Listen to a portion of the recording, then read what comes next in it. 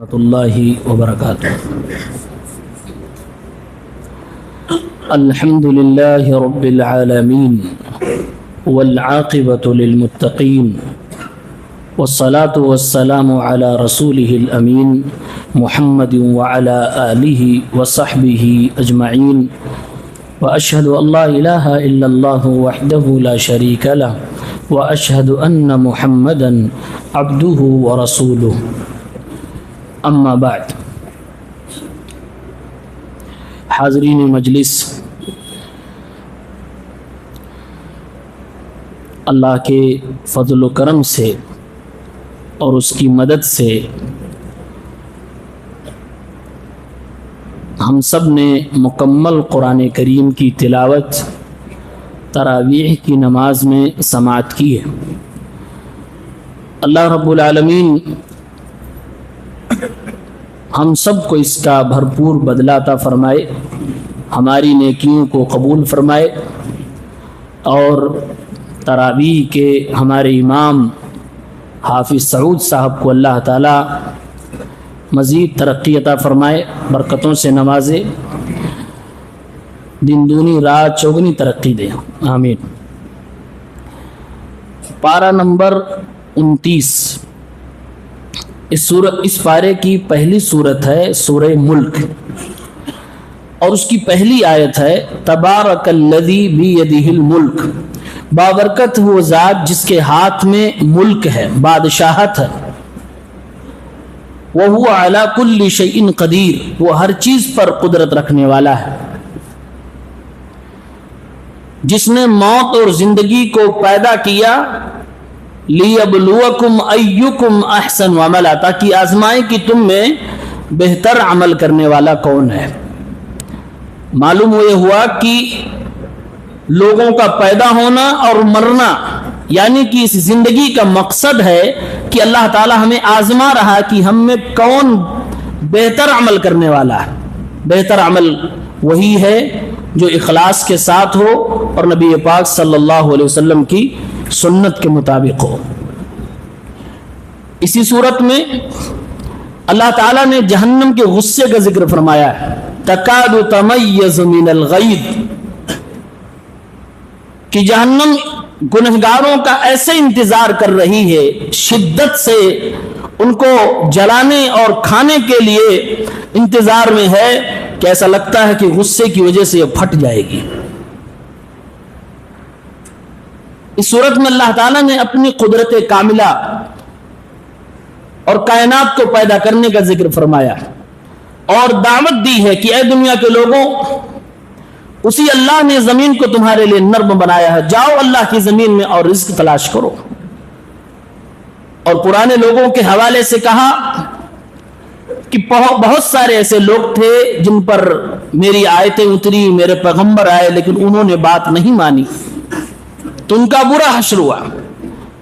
और अल्लाह तबारक व तआला ये समझाने के लिए कि ऐ दुनिया के लोगों, रिज्क देने वाला मैं ही हूं,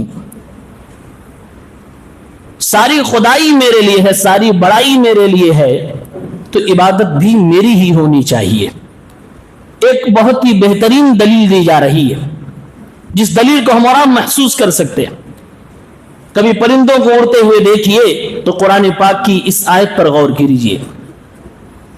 अल्लाह ने फरमाया, अवलम यरौ इला तैरी फौक़हुम साफ़ातिन व यक़बिज़न मा युमसिकुहुन्ना इल्ला अर्रहमान इन्नहु बिकुल्लि शैइन बसीर।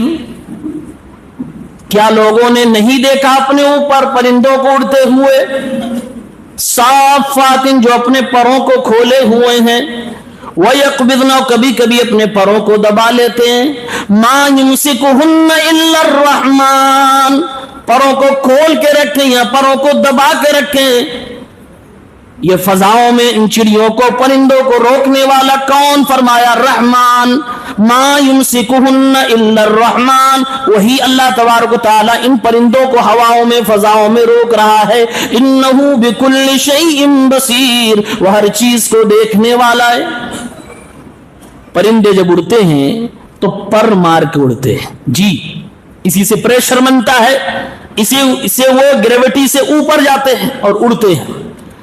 لیکن کبھی کبھی اڑتے ہوئے وہ پرندے اپنے پروں کو بالکل روک دیتے ہیں، یعنی پر مارنا بند کر دیتے ہیں. اسی کو صافات کہا جا رہا ہے.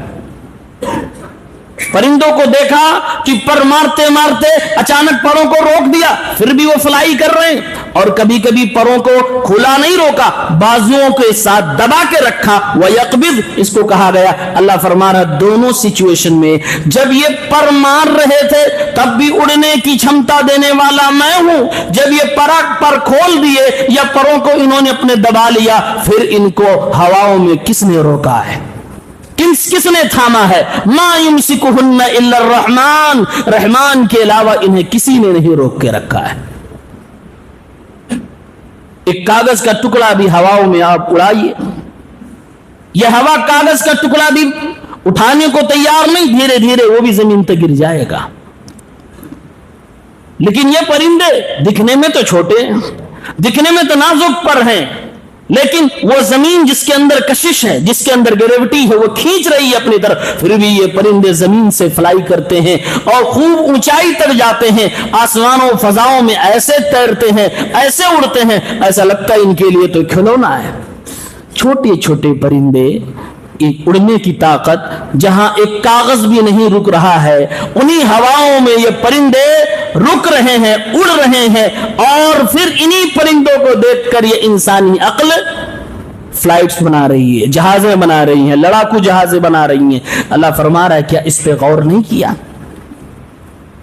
یہ ہماری جہازوں کو کون روک رہا ہے؟ آپ کو لگتا مشینیں بنانے کا ہنر کس نے دیا ہے؟ اور آپ پتا کریں دنیا نے سب سے پہلے جو فلائٹس بنائی ہے، کیا پرندوں کو دیکھ کر نہیں بنایا ہے؟ جی، پرندوں کو دیکھ کر بنایا ہے. ارے فلائٹس پرندوں کو دیکھ کر صرف بنایا ہی نہیں، پرندوں کی شیپ تک کو کاپی کیا گیا ہے. پرندے کس شکل میں اڑتے ہیں اور کتنے بیلنس پہ اپنے پر رکھتے ہیں تو تیزی سے اڑتے ہیں، اور کب ڈاؤن ہوتا تو پر کدھر رکھتے ہیں، پوری سائنس انہی پرندوں سے لے کر یہ فلائٹس کی آپ کے سامنے ہے. اللہ فرما رہا ہے کیا تم نے یہ نہیں غور کیا؟ اور پھر اس کے بعد فرمایا کیا اللہ کے علاوہ کوئی لشکر ہے جو تمہیں روزیاں دیتی ہے؟ اگر وہ اللہ روزیاں روک لے کون تمہیں رزق دینے والا ہے؟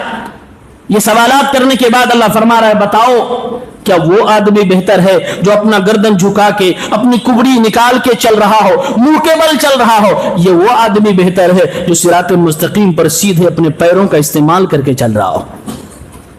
مثال دی جا رہی ہے جو اللہ کے بتائے ہوئے طریقے پہ چل رہا ہے وہ صراط مستقیم پہ وہ سیدھا چلنے والے آدمی کی طرح ہے، اور جو اللہ کے بتائے ہوئے طریقے سے ہٹ کے چل رہا ہے وہ اپنی نگاہیں نیچے زمین میں دھسائے ہوئے ہے، اپنا سر انتہائی زیادہ جھکائے ہوئے، اپنا کبڑا نکالے ہوئے ہے، وہ منہ کے بل چل رہا ہے، وہ پیروں سے نہیں چل رہا ہے، وہ زمین کو چاٹ رہا ہے. یہ مثالیں اللہ نے اس صورت میں دی ہیں. اس صورت کی واقعی فضیلت ہے. ترمذی کی ایک حسن روایت ہے، اللہ کے نبی صلی اللہ علیہ وسلم نے فرمایا ہے کہ صورت پڑھنے والے کے لیے سفارش کرے گی یہاں تک کہ اسے بخش دیا جائے گا. اور یہ فضیلت صحیح ہے. یہ سورہ ملک ہے، اس کی تلاوت ہونی چاہیے، اس کے معانی کو سمجھنا چاہیے. اس کے بعد سورہ قلم. قلم میں اللہ تعالیٰ نے قلم کی قسم کھائی ہے، اور اخلاقیات کے بارے میں اللہ تعالیٰ نے درس دیا ہے، اور سب سے پہلے اپنے نبی کے بارے میں فرمایا وَإِنَّكَ لَعَلَىٰ خُلُقٍ عَظِيمٍ، اے میرے پیغمبر آپ اخلاق کے بلند پائے پر فائز ہیں. اے اللہ کے نبی آپ کا اخلاق بڑا نرالا، بڑا پیارا ہے. فَسَتُبْصِرُ وَيُبْصِرُونَ بِأَيِّكُمُ الْمَفْتُونُ، اے نبی آپ کو بھی اور آپ کے دشمنوں کو بھی پتا چل جائے گا کہ پاگل کون ہے. لوگ آپ کو مجنون بھی کہتے تھے تو اللہ نے فرمایا آپ مجنون نہیں ہیں. لوگ آپ کے اخلاق پہ بھی سوال اٹھاتے تھے، فرمایا کہ آپ کا اخلاق انتہائی زیادہ نرالا ہے. اور پھر اللہ نے اسی صورت کے اندر بد اخلاقی کی ایک بہت بڑی چیز کا ذکر فرمایا ہے. اگر کسی کے اندر وہ چیز ہے تو دور کر لیں ورنہ وہ بد اخلاق ہوگا. وہ کیا ہے؟ کنجوسی، بخیلی، یہ بد اخلاقی کی بہت بڑی پہچان ہے. آدمی کیسا بھی نیک دکھتا ہو، اخلاق مند ہو، پولائٹ ہو، لیکن اگر وہ کنجوس ہے، بخیل ہے، تو بخیل آدمی کا اخلاق کیسا ہے؟ جو اپنے گھر والوں پہ ضرورت پہ نہ خرچ کر سکے اسی کو تو بخیل کہتے ہیں۔ بخیل ضرورت پہ بھی نہیں خرچ کرتا ہے، جس کے اوپر خرچ کرنا فرض ہے وہاں بھی نہیں کرتا ہے۔ اور اگر کوئی بخیل دین کے معاملے میں ہو، اللہ کے راستے میں خرچ کرنے کے معاملے میں بخیلی کر رہا ہو، اس سے زیادہ بد اخلاق کون ہو سکتا ہے؟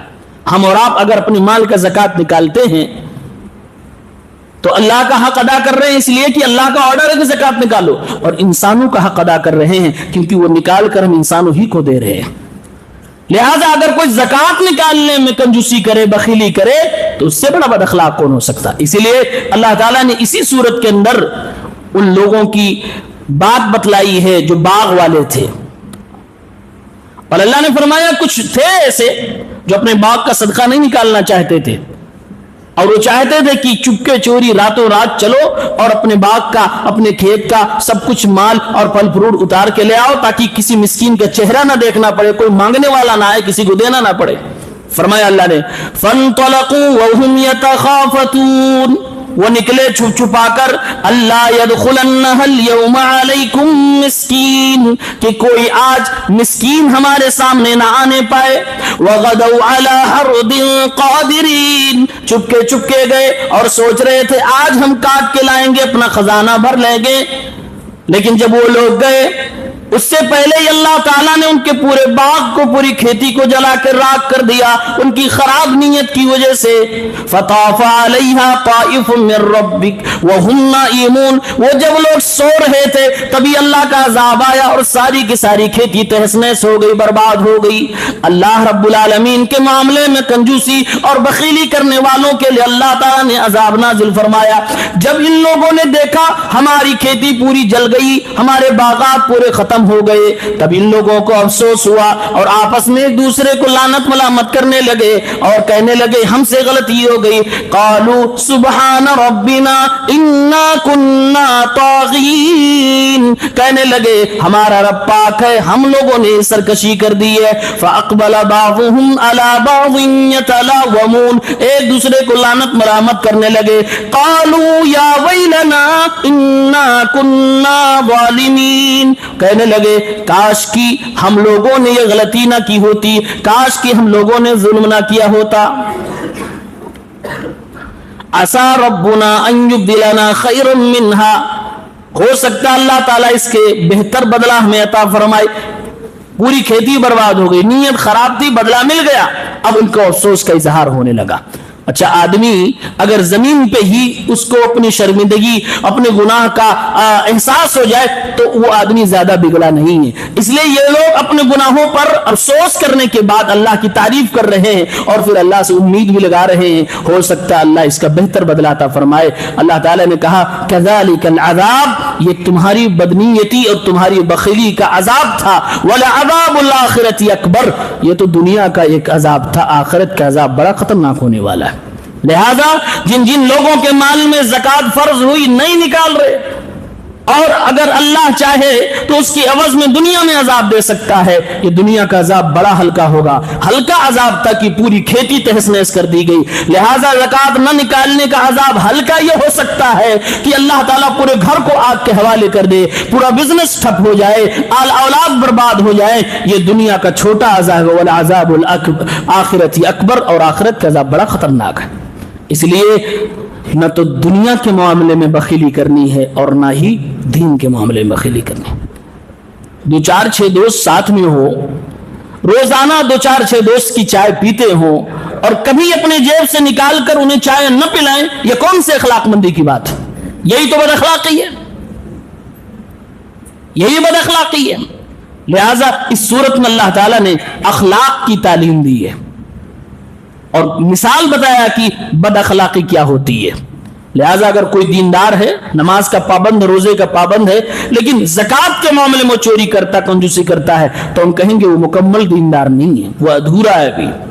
اور اخلاق کے معاملے میں تو بد اخلاق ہے، حقوق کے معاملے میں وہ حقوق غصب کرنے والا اور کھانے والا ہے۔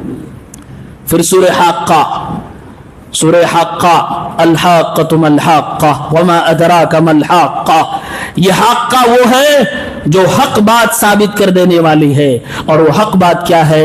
بہت بڑا حق ہے، وہ ہے قیامت کا آ جانا۔ قیامت آئے گی۔ اللہ نے اس سورت کے شروع میں کئی قوموں کا ذکر فرمایا، قوم سمود کا ذکر کیا، قوم عاد کا ذکر کیا، فرعون کا ذکر کیا، اور بہت ساری ہلاک ہونے والی بستیوں کا ذکر کیا، اور ایک وجہ بتلائی، فرمائے ان ساری بستیوں کو، ان ساری قوموں کو برباد اس لیے کیا گیا کیونکہ ان لوگوں نے قیامت کا انکار کیا۔ جب بھی ہمارے نبیوں نے ان کے سامنے کہا اے لوگوں اللہ سے ڈرو، دنیا میں ایک عمل کرو، مرنے کے بعد تمہیں اللہ کے سامنے حاضر ہونا ہے، ایک دن آئے گا دنیا ختم ہو جائے گی، قیامت برپا ہو جائے گی، ان سب لوگوں نے میرے نبی کی مخالفت کی، میرے رسول کی مخالفت کی۔ فرمایا فعصوا رسول ربهم فاخذهم اخذة رابية، ان لوگوں نے اپنے رب کے رسولوں کا نافرمانی کر دی، انکار کر دیا، تو اللہ تعالیٰ نے سخت گرفت فرما لی اور سختی سے ان لوگوں کو پکڑ لیا۔ اخذت الرابیہ، ربا یربو اسی سے بنا سود، مطلب ہوتا بڑھنا۔ اخذت الرابیہ نارمل پکڑنا نہیں، ایسا پکڑنا کہ یہ تل ملا کے چھٹپٹا کے مر جائے لیکن چھوڑا نہ جائے۔ اسی طرح سے ان قوموں کو تباہی ملی ہے۔ فرعون کو دیکھا نہیں کہ سمندر میں ڈوبنے لگا تو ایسی پکڑ تھی جس پکڑ کے بعد ذرہ بھی رسی ڈھیلی نہیں کی گئی، وہ ڈوبتے ڈوبتے کہنے لگا کہ میں ایمان لا رہا ہوں اللہ پر، موسیٰ کے رب پر، لیکن اللہ تعالیٰ نے تب بھی رسی کو ڈھیلی نہیں کیا۔ وہی کہا جا رہا ہے کہ پھر ہم نے ان کو جب پکڑا تو سختی سے پکڑا اور ایسی گرفت کی پھر ان کو رہائش نہیں ملی۔ ایسے ہی قوم سمود کا حال ہوا، قوم عاد کا حال ہوا ہے۔ لہذا یہ یقین ہونا چاہیے کہ قیامت آئے گی، یہ یقین اس بات کا فائدہ دے گی کہ انسان جب بھی گناہ کرے گا، جب بھی پاپ کرے گا، یہ احساس ہوگا کل تو یہ دنیا ختم ہوگی، اس کا حساب دینا ہوگا۔ وہ حساب دینے کا ڈر دل میں آئے گا، انسان گناہ سے توبہ کرے گا، نیکی کرے گا، دل اچاٹ ہونے لگے کہ یہ نیکیاں میں کیوں کروں، میں کیوں تھکوں۔ قیامت آنے کا یقین ہوگا، فائدہ یہ ہوگا کہ آج نہیں تو کل ان محنتوں کا ثواب ملنے والا ہے۔ اس لیے قیامت پر یقین ہونا ضروری ہے۔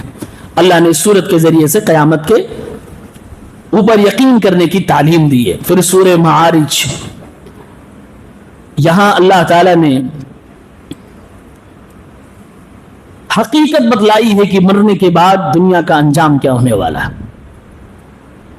ایک ایک نیکی کی ویلو کیا ہے وہ بتلائی ہے، اور فرمایا اللہ نے یود المجرم لو یفتدی من عذاب یومئذ ببنیہ، مجرم آدمی یہ تمنا کرے گا اس دن آج کے عذاب سے میں بچا لیا جاؤں، اے میرے مولا میرے بیٹوں کو لے جا، انہیں عذاب دے دے، اے اللہ میری بیوی کو عذاب دے دے، اے اللہ میرے بھائیوں کو عذاب دے دے، وَفَصِيلَتِهِ الَّتِي تُؤْوِي، اور میرے خاندان کو عذاب دے دے جو خاندان میری حفاظت کیا کرتا تھا، وَمَن فِي الْأَرْضِ جَمِيعًا، اے اللہ اس عذاب سے مجھے بچا لے، بیٹوں کو لے جا، بیوی کو لے جا، میرے بھائی کو لے جا، خاندان لے جا، اے اللہ اگر اتنے سے بدلہ نہ پورا ہو ساری زمین کے لوگوں کو عذاب میں مبتلا کر دے لیکن مجھے بچا لے، ثم ینجی، پھر اے اللہ مجھے بچا لے۔ اللہ جواب دے گا کلا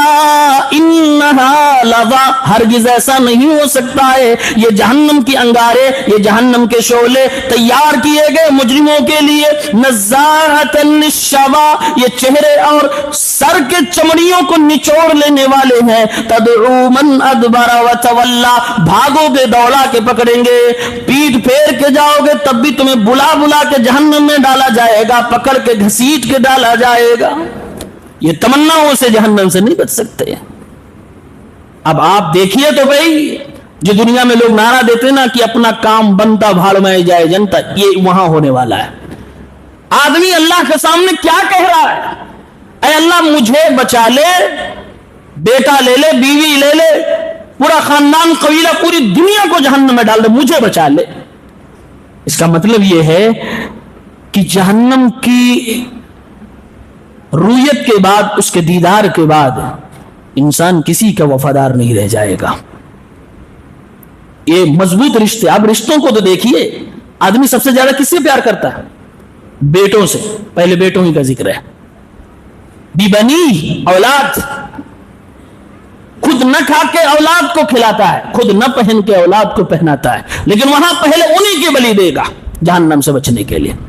دوسرے نمبر پہ بیوی دوسرے نمبر پہ، تیسرے پہ بھائیوں سے ایموشنل اٹیچمنٹ ہوتا، تیسرے پہ ان کو پیش کر رہا، پھر پورا خاندان لگا رہا ہے، پوری زمین کے لوگوں کو فدیے میں دے رہا، اے اللہ مجھے بچا لے۔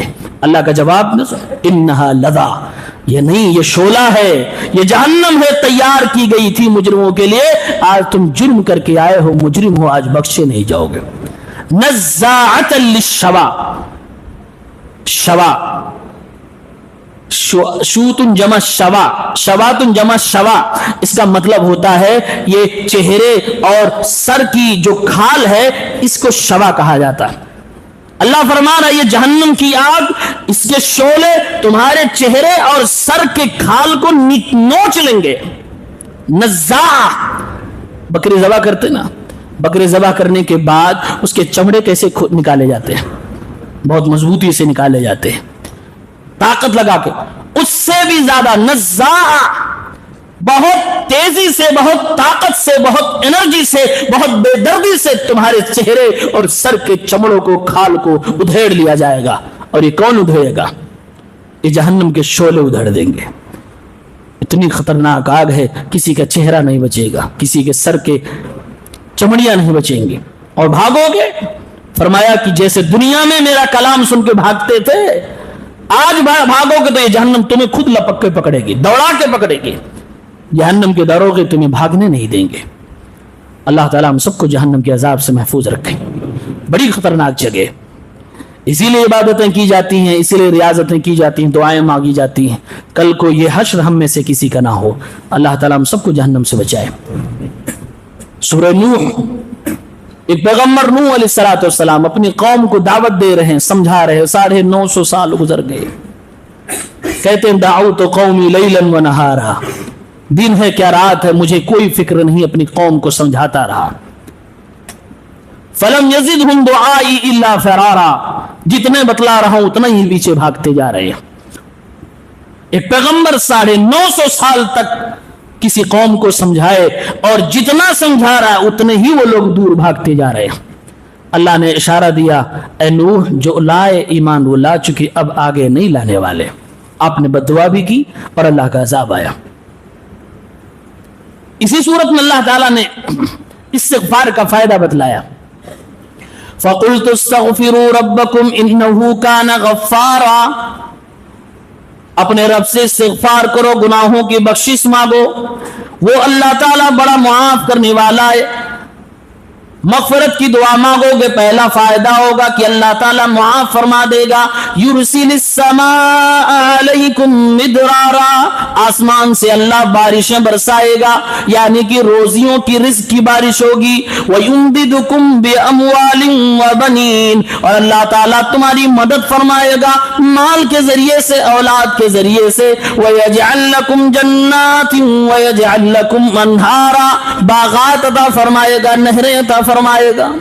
یہ استغفار کے فوائد میں سے آدمی صرف استغفر اللہ کہے، استغفر اللہ کہے، اتنے فائدے ہونے والے ہیں۔ گناہ معاف ہوں گے، آسمان سے بارش ہوگی، کیونکہ بارش لوگوں کی رزق کا سب سے بڑا ذریعہ ہے، یعنی کہ روزیاں دی جائیں گی، اور اللہ مدد کرے گا۔ مدد کس سے؟ مال اور اولاد کے ذریعے سے، اور اللہ باغات دے گا۔ یہ سمجھ لیجیے ہمارے خزانے ہیں، کیونکہ اس زمانے میں باغات خزانے کی حیثیت رکھتے تھے، وہ آج ہماری آج فیکٹریاں اس زمانے کے باغات ہوا کرتی، یعنی اللہ تعالیٰ تمہیں باغات دے گا جس میں خوب خزانے ہوں گے، خوب کھانے پینے کے پھل فروٹ ہوں گے۔ وہ انہارا، اور تمہیں نہریں عطا فرمائے گا، یعنی پانی کی کمی، پینے کی کمی نہیں ہوگی۔ یہ استغفار کے فوائد ہیں، اس لیے استغفار میں کنجوسی نہیں کرنی چاہیے، اور اللہ تعالیٰ سے مغفرت طلب کرتے رہنا چاہیے۔ کون ایسا انسان ہے جس سے گناہ نہیں ہوتے؟ کون ایسا دودھ کا دھلا ہے جو کہہ دے کہ میں نے کوئی غلطی نہیں کی ہے؟ اللہ تعالیٰ ناراض ہو جاتا ہے جب یہ بندے اللہ سے مانگنا چھوڑ دیتے ہیں۔ اللہ خوش ہوتا ہے کہ میرا بندہ مجھ سے مانگ رہا ہے، اس لیے اپنے رب سے مانگنے میں شرم نہیں ہونی چاہیے، اور ہمیشہ اللہ سے اونچی چیز مانگا کرو، جنت الفردوس کا مطالبہ کرو۔ وہ ہمارے اور آپ کے لیے بڑی قیمتی ہے، اللہ کے لیے اس کی کوئی حیثیت نہیں۔ استغفار کے فوائد ہیں، بے شمار فوائد۔ سورۃ الجن، جنہوں نے اللہ کے نبی صلی اللہ علیہ وسلم کی تلاوت سنی ایمان لے آئے، اس کا تذکرہ اللہ نے کیا، اور جنوں کی گفتگو کو جو انہوں نے اپنی قوم سے کیا تھا اللہ نے ہو بہو یہاں پر اس سورت کے اندر بیان کر دیا۔ اس میں جن دو چیزیں بڑی اہم بتلا رہے ہیں جو ہمارے اور آپ کے جانکاری کے لیے ضروری۔ ایک یہ، جن کی کمیونٹی کا ایک جن کہہ رہا ہے کہ جب لوگ انسان جنوں سے ڈرنے لگتے ہیں تو جن اور ڈراتا ہے۔ آج نہیں ڈرتے لوگ، بہت ڈرتے، وسوسے کے شکار ہو جاتے، بہت ڈرتے۔ اور ڈرنے کی وجہ کیا ہے؟ کیونکہ وہ اپنے لیے سرکشا کا کوئی کام ہی نہیں کر رہے ہیں۔ اعوذ باللہ من الشیطان الرجیم، شیطانی دنیا کو ختم کرنے کے لیے یہی دعا کافی ہے۔ اللہ کے نبی نے ہر پل ہمیں دعائیں سکھلائی ہیں، اللہ کا ذکر کریں، اللہ کی پناہ میں جائیں۔ شیاطین ہمارا کچھ نہیں بگاڑ سکتا ہے، شیاطین سے ڈرنا نہیں ہے، شیاطین سے بچنے کی کوشش کرنی ہے۔ جن کہہ رہا ہے وَأَنَّهُ كَانَ رِجَالٌ مِّنَ الْجِنِّ وَأَنَّهُ كَانَ رِجَالٌ مِّنَ الْإِنسِ يَعُوذُونَ بِرِجَالٍ مِّنَ الْجِنِّ فَزَادُوهُمْ رَهَقًا۔ لوگوں میں سے جب کچھ لوگ، انسانوں میں سے جب کچھ مرد جناتوں سے ڈرنے لگتے ہیں تو وہ جنات اور زیادہ سینہ تان کے رہنے لگتے ہیں، اور زیادہ انسانوں کو ڈرانے لگتے ہیں۔ آپ جتنا ڈرو گے وہ ڈرائے گا۔ اس لیے ذکر کا سہارا لیجئے، اللہ رب العالمین کے نام کا سہارا لیجئے، دعاؤں کا سہارا لیجئے، اور شیطان سے نہ ڈرا کریے۔ اللہ نے قرآن میں دوسری جگہوں پہ کہا ہے وہ ڈراتا ہے اپنی ذات سے، اگر ڈر گئے تو ڈراتا رہے گا، اگر تم اس سے نہیں ڈرتے ہو تو اپنے دوستوں سے تمہیں ڈرواتا ہے، الگ الگ چیزوں کا ڈر دلائے گا تاکہ تم اللہ کا ڈر چھوڑ کر دنیا جہان سے ڈر جاؤ۔ اللہ فرماتا ہے وَخَافُونِي وَلَا تَخَافُوا، مجھ سے ڈرو، ان لوگوں سے نہ ڈرا کرو۔ یہ جن ایک اندر کی بات بتلا رہا ہے اور کہہ رہا کہ جیسے انسان زیادہ ڈرتا ہے وہ شیطان اکڑ جاتا ہے۔ کیوں؟ یہ تو مجھ سے ڈر رہا ہے۔ بھائی انسانوں کو اللہ تعالیٰ نے افضل بنایا ہے، وَلَقَدْ كَرَّمْنَا بَنِي آدم، آدم کی اولاد کو میں نے عزت سے نوازا ہے۔ وہ ڈرپوک آج دیکھیے بچہ بچہ، ہمارے بوڑھے جوان عورتیں سب شیاطین سے ڈر رہے ہیں۔ کیوں؟ کیونکہ چھوٹی چھوٹی دعا نہیں یاد ہے، انہیں باتھ روم میں جاتے ہوئے دعا پڑھنے کی ضرورت نہیں ہوتی ہے، یہ کھانا کھاتے ہوئے بسم اللہ کرنا نہیں چاہتے، اسی لیے ڈر رہے، اور اسی لیے شیاطین ان کے اوپر حملہ آور ہو رہے ہیں۔ یہ چھوٹی چھوٹی جگہوں پہ دعاؤں کا اہتمام کریں، شیاطین کا ڈر ختم ہو جائے گا اور ڈرنے کی ضرورت نہیں۔ دوسری بات، جن نے کہا جو شیطانی دنیا ہے، یہ جو آگ سے پیدا کی گئی مخلوق ہے، اس میں بھی کچھ مسلمان ہیں۔ جی، شیطان کبھی مسلمان جن کو نہیں بولا جاتا، شیطان کبھی مسلمان جن کو نہیں بولا جاتا، جن بولا جاتا ہے تو اس میں مسلم اور نان مسلم دونوں آتے ہیں، لیکن اس میں مسلم بھی ہوتے ہیں۔ یہ جن نے خود بات کہی ہے، قرآن کہتا ہے وَإِنَّا مِنَّا الْمُسْلِمُونَ وَمِنَّا الْقَاسِطُونَ، اور ہم میں سے مسلمان بھی ہیں، ہم میں سے ظالم بھی ہیں، گنہگار بھی ہیں۔ فَمَنْ أَسْلَمَ فَأُولَئِكَ تَحَرَّوْا رَشَدًا، جو اسلام لے آئے وہ نیکی کی طرف، ہدایت کی طرف ڈھونڈ ڈھونڈ کے جاتے ہیں اور اس پر قائم رہتے ہیں۔ وَأَمَّا الْقَاسِطُونَ فَكَانُوا لِجَهَنَّمَ حَطَبًا، اور جو ظالم ہیں، گنہگار کافر ہیں، وہ جہنم کا ایندھن بننے والے ہیں۔ یہ جن نے خود بتایا کہ ہم میں مسلمان بھی ہیں اور ہم میں غیر مسلم بھی ہیں۔ قرآن کریم کا اعجاز دیکھیے، عربی زبان کی چمتکاری دیکھیے۔ قاسطون، قسطا یقسطو آتا ہے، قاسط اس کا معنی ہوتا ہے ظلم کرنا، قاسط ظالم کو بولا جاتا ہے، اور یہاں پر اس سے مراد کافر ہے۔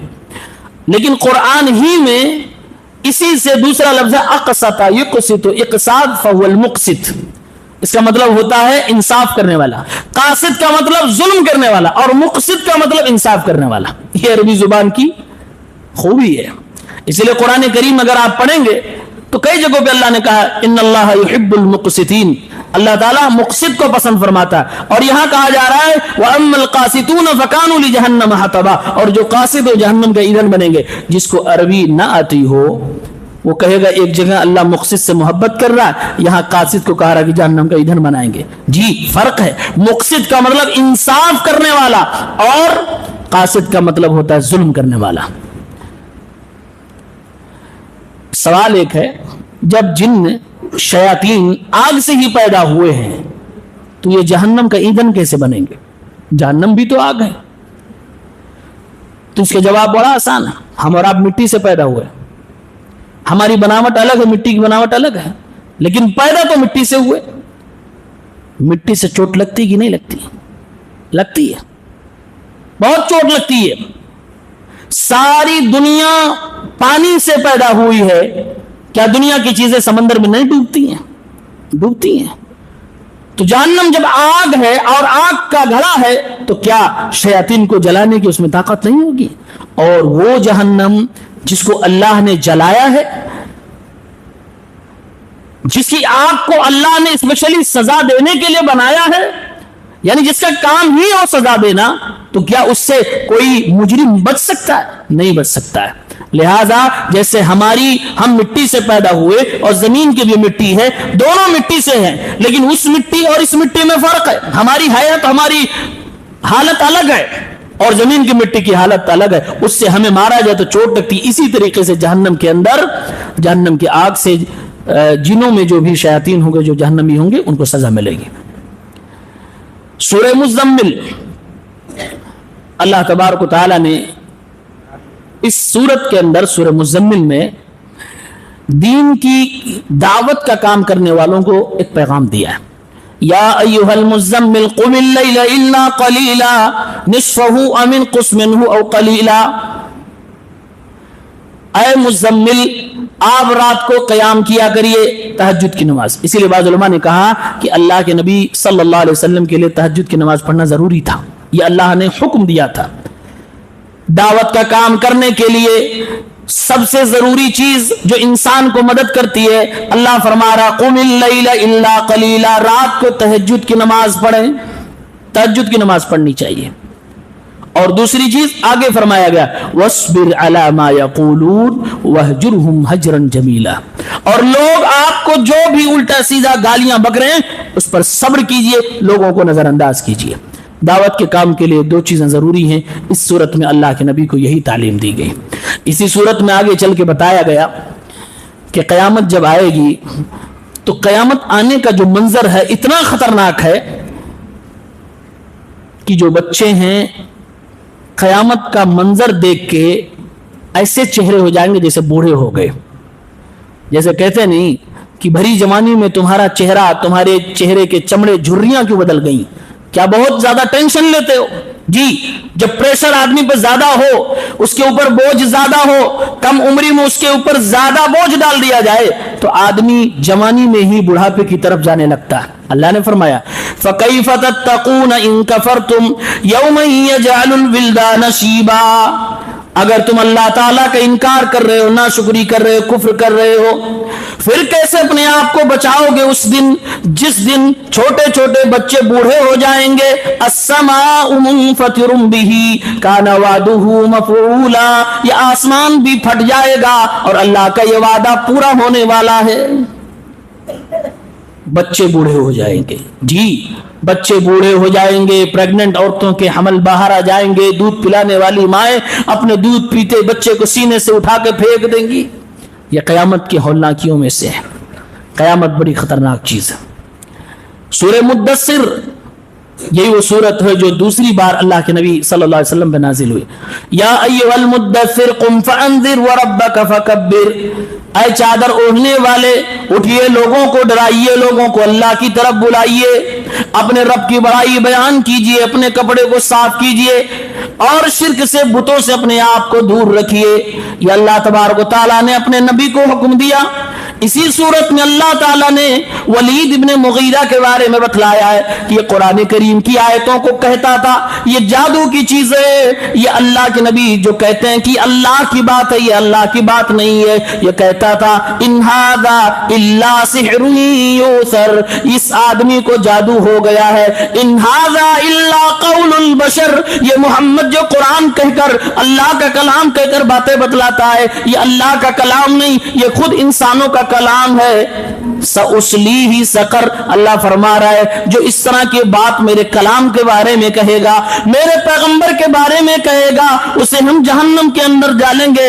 وما ادراک ما سقر، تمہیں کیا معلوم ہے یہ سقر کیا ہے؟ لا تبقی ولا تذر، یہ کسی کو چھوڑنے والی نہیں ہے، کسی کو باقی رکھنے والی بھی نہیں ہے، نہ موت آنے دے گی نہ زندگی جینے دے گی۔ لواحۃ للبشر علیہا 19، جس پر اللہ تبارک و تعالیٰ نے 19 فرشتوں کو بطور دربان رکھ دیا ہے۔ ابو جہل نے جب یہ قرآن کی آیتیں سنی تو مذاق اڑانے لگا کہ بس 19 فرشتے، تو اپنے ساتھیوں سے مذاق اڑاتے ہوئے کہہ رہا ہے کہ 2 تم دیکھ لینا، 3 تم دیکھ لینا، یہ دیکھ لینا، یہ دیکھنا، باقی کو میں سنبھال لوں گا۔ یہ تمرد، یہ شیطنت، یہ غرور اور کفر کا یہ اعلیٰ درجہ ابو جہل کے اندر تھا۔ اللہ تعالیٰ نے آگے چل کے جواب دیا وَمَا يَعْلَمُ جُنُودَ رَبِّكَ إِلَّا هُوَ، تم 19 دربان کو دیکھ کر مذاق بنا رہے ہو، تمہیں معلوم ہے کتنے فرشتے ہیں؟ وَمَا يَعْلَمُ جُنُودَ رَبِّكَ إِلَّا هُوَ، اللہ کے لشکر کو سوائے اللہ کے کوئی جانتا ہی نہیں۔ فرشتوں کی تعداد انسانوں کو بتائی ہی نہیں گئی کتنے فرشتے ہیں، اب حساب کرو تھک جاؤ گے۔ ہر آدمی کے ساتھ 2 فرشتے، جتنی انسانیت آبادی ڈبل تو ایسے ہو گئے۔ بیت معمور میں 70,000 ایک دن سجدہ کر رہے، دوبارہ موقع نہیں ملنا، گنتے چلے جاؤ کتنے فرشتے ہیں۔ کل قیامت کے دن جہنم کو پکڑ کر زنجیروں میں گھسیٹ کر لایا جائے گا میدان محشر میں، جہنم کے اندر 70,000 زنجیریں لگی ہوئی ہیں، ایک زنجیر پر 70,000 فرشتے ہوں گے، جوڑتے جائیے کتنے فرشتے ہیں۔ وَمَا يَعْلَمُ جُنُودَ رَبِّكَ إِلَّا هُوَ، یہ اللہ کی لشکر ہے، یہ اللہ کی فوج، اللہ کی فوج کو اللہ کے علاوہ کوئی جانتا ہی نہیں ہے۔ یہ علیہ 19، یہ مین داروغوں کے بارے میں جب ذکر کر دیا گیا تم مذاق اڑاتے ہو۔ ارے میرے ایک جبرائیل کا ساری دنیا مل کر مقابلہ نہیں کر سکتی ہے، 600 پروں کے ساتھ وہ جو آسمانوں پہ چڑھتا اترتا ہے، آسمان کا ایک افق بھر جاتا ہے، فرشتوں کو کیا سمجھ رکھا ہے۔ اسی صورت میں اللہ تبارک و تعالیٰ نے جنتی اور جہنمیوں کے بات کی ایک کاپی کو ذکر کیا، ما سلککم فی سقر، اے جہنمیوں تم جہنم میں کیوں چلے گئے؟ قالوا لم نک من المصلین، ہم نمازیں نہیں پڑھتے تھے، ولم نک نطعم المسکین، ہم مسکینوں کو کھانا نہیں کھلایا کرتے تھے، وکنا نکذب بیوم الدین، قیامت کے دن کا انکار کرتے تھے، حتی اتانا الیقین، یہاں تک کہ ہم ادھر ادھر کی باتوں میں اپنا وقت گزارتے تھے، موت آ گئی، یقین آ گیا، موت کو بھی یقین کہا جا رہا، قیامت کو بھی یقین کہا جا رہا۔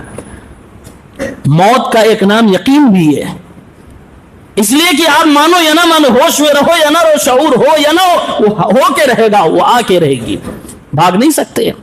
حتی اتانا الیقین فما تنفعهم شفاعت الشافعین، قیامت کا انکار کیا گیا، نمازیں نہیں پڑھی گئی، مسکینوں کو کھانا نہیں کھلایا گیا، اب اگر کوئی سفارشی آ بھی جائے تو اللہ بخشنے والا نہیں۔ شفاعت کے قیامت کے دن کچھ لوگوں کے حق میں کام کرے گی، ان لوگوں کے حق میں کام نہیں کرے گی، کیوں؟ کیونکہ قیامت کا جو منکر ہوتا ہے وہ کافر ہوتا ہے، اور کافروں کو کسی کی بھی شفاعت کام نہیں کرتی ہے، مشرکوں کو کسی کی شفاعت کام نہیں کرتی ہے، اس لیے کہا گیا کہ ان کو کسی طرح کی کوئی سفارش کام نہیں آئے گی۔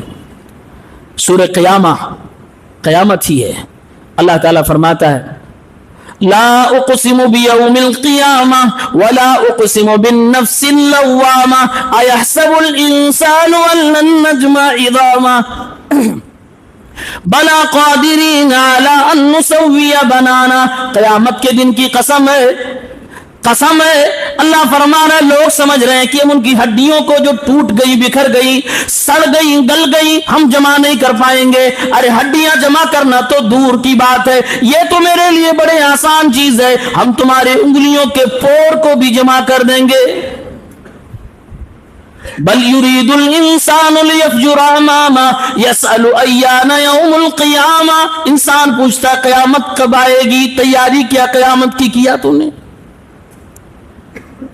فرمایا انگلیوں کے پور سے بھی تمہیں اکٹھا کر دیں گے۔ پھر اخیر میں اسی صورت میں اللہ فرما رہا ہے ایحسب الانسان ان یترک سدی، کیا انسان یہ سوچ رہا ہے کہ اس کو یوں ہی بیکار چھوڑ دیا جائے گا؟ بیکار نہیں چھوڑا جائے گا۔ سدا کہتے تھے اس زمانے میں ایسے اونٹ یا اونٹنی کو جس کو اس کے مالک نے بندھن سے آزاد کر دیا ہو اور گھر کے باہر لا کے چھوڑ دیا ہو، وہ جہاں چاہے جب چاہے جیسی مرضی ہو جائے، جو چاہے جو کھائے۔ اللہ فرما رہا ہے کہ اپنے آپ کو اسی اونٹ یا اونٹنی کی طرح سمجھ لیو کہ تمہیں بیکار بے لگام چھوڑ دیا جائے گا۔ نہ، بے لگام نہیں چھوڑا جا سکتا۔ ایحسب الانسان ان یترک سدی، فرمایا کہ تم آج غرور میں ہو۔ یاد کرو ایک دن تھا، تم ایک پانی کا ڈراپ تھے اپنی ماں کے پیٹ میں، ایک پانی کا قطرہ تھے اپنی ماں کے پیٹ میں، اور اس سے پہلے اپنے باپ کے جسم کے اندر تھے، وہاں سے تم کو نکال کے ڈراپ تمہاری ماں کے پیٹ تک پہنچایا ہے۔ آج انکار کر رہے ہو، وہ اللہ قیامت نہیں لا سکتا؟ بلا قادرین علی ان نسوی بنانا، ہم انگلیوں کے پور سے بھی تمہیں دوبارہ زندہ کر سکتے ہیں۔ پھر اللہ تبارک و تعالیٰ فرمایا الیس ذلک بقادر علی ان یحیی الموتى، جو تمہیں ایک ڈراپ سے دوسرے جسم میں منتقل کر کے یہ تمہیں کھڑا کر سکتا ہے، کیا دوبارہ تمہیں زندہ نہیں کر سکتا؟ یہ سوال ہے اللہ کا۔ انسان کی ایک دم اصلیت پہ اللہ تعالیٰ نے بالکل بگننگ پوائنٹ پہ کہا ایک ڈراپ جب تم تھے، بس قابل ذکر شے بھی نہ تھے، تمہارا نام لینا، اس ڈراپ کا ذکر مجلس میں کرنا کوئی اچھا نہیں سمجھتا تھا۔ تم وہ ہو، تمہاری اصلیت یہ ہے، اور آج تم گھمنڈ سے چور ہو، انکار، اللہ کی طاقتوں کو چیلنج کر رہے ہو، اللہ کی قدرت کا انکار کیا۔ اللہ قیامت نہیں لا سکتا، مرنے کے بعد، سڑنے کے بعد، ہڈیاں ٹوٹنے پھوٹنے کے بعد دوبارہ نہیں آ سکتے۔ فرمایا میں جس ڈراپ سے انسان کو کھڑا کر سکتا ہوں، کیا وہ طاقت نہیں رکھتا کہ تم کو دوبارہ میں زندہ کر سکوں؟ اسی لیے اس کے بعد سورہ انسان ہے، هل اتى على الانسان حين من الدهر لم يكن شيئا مذكورا، کیا انسان کے اوپر وہ لمحہ نہیں آیا، وہ چھڑ نہیں آیا جب وہ کوئی قابل ذکر شے بھی نہیں تھا؟ اللہ تعالیٰ اسی مرحلے کی طرف اشارہ کر رہا ہے کہ ایک مرد اپنی بیوی سے ملتا ہے، ایک مرد کے ذریعے سے ایک قطرہ عورت کے جسم میں جاتا، فرمایا کہ قابل ذکر شے نہیں تھی، اس کو کوئی بیان نہیں کرتا تھا، یہ تمہاری حیثیت ہے، یہ تمہاری اصلیت ہے، لیکن میں نے عزت دی ہے تم کو، میں نے ماں کے پیٹ میں کھلایا پلایا ہے، رزق پہنچایا ہے، نابھی کے ذریعے سے، ماں کی نابھی کے ذریعے سے ماں کے پیٹ میں بچے کو رزق کون دیتا ہے؟ اللہ دیتا ہے۔ اسی لیے جسم میں جو نابھی ہوتی ہے نا، اس نابھی کو جب بھی دیکھیں اپنی ماں کو یاد کریں، یہ نابھی بتا رہی ہے مائیں دنیا میں ہو یا نہ ہو، آپ کے پاس ہو دور ہو، وفات پا چکی ہو، زمانہ گزر گیا ہو، یا آپ کے جسم میں ایک سمبل ہے جو ماں کی نشانی ہے۔ یہ بتا رہا ہے کہ جب ہم ماں کے پیٹ میں تھے نہ میرے ہاتھ کسی تک پہنچتے تھے، نہ میرا منہ کہیں پہنچتا تھا، پھر اسی کے ذریعے سے رب العالمین مجھے غذائیں دیتا تھا، اور وہ غذا ماں کے منہ کے کھائے ہوئے نوالوں سے ملتا تھا، ماں کے خون سے ملتا تھا۔ تو ہر انسان کی نابھی اس کے ماں کا پتہ دیتی ہے، اس کے ماں کی نشانی ہے، وہ نابھی دیکھ کے اپنی ماں کو یاد کیا کرو، اور 2-3 جملے دعائیہ اپنی ماں کے لے کر لیا کرو۔ جی اسی سورہ انسان میں اللہ تبارک و تعالی نے فرمایا ہے انا ہدیناہ السبیل، تم پیدا ہو گئے، تمہیں ہم نے فری ول دے دیا، کیوں؟ اس لیے کہ تم کو آزمانا تھا۔ انا ہدیناہ السبیل، ہم نے تمہیں سیدھا راستہ دکھلا دیا۔ नबियों को भेजा, कुरान करीम भेजा, तुम्हें रास्ता सीधा दिखला दिया गया, इम्मा शाकिरा व इम्मा कफूरा, फिर तुम्हें आजादी दे दी गई, तुम चाहो तो शुक्रगुजार बंदे बन जाओ, चाहो तो ना शुक्रे बन जाओ, लेकिन याद रखो इन्ना आतदना लिल काफिरीन सलासिल व अगलालन व सईरा, हमने नाशुक्रों के लिए, काफिरों के लिए जंजीरें तैयार कर रखी हैं, बेड़ियां, तौक और जहन्नम तैयार कर रखी है। इन्नल अबरार यशरबून मिन कासिन कान मिजाजुहा काफूरा, और जो शुक्रगुजार बंदे हैं, जो नेक बंदे हैं, ऐसे लोगों को जन्नत में डालूंगा। जन्नत में जाने के बाद वो ऐसा मशरूब पिएंगे जिसमें काफूर की आमेजिश होगी। इस आयत में जो आदमी फ्री विल को लेकर डाउट में रहता है कि फ्री विल दिया फिर कैसे जन्नत और जहन्नम में डालेगा, इसी आयत में जवाब दिया गया।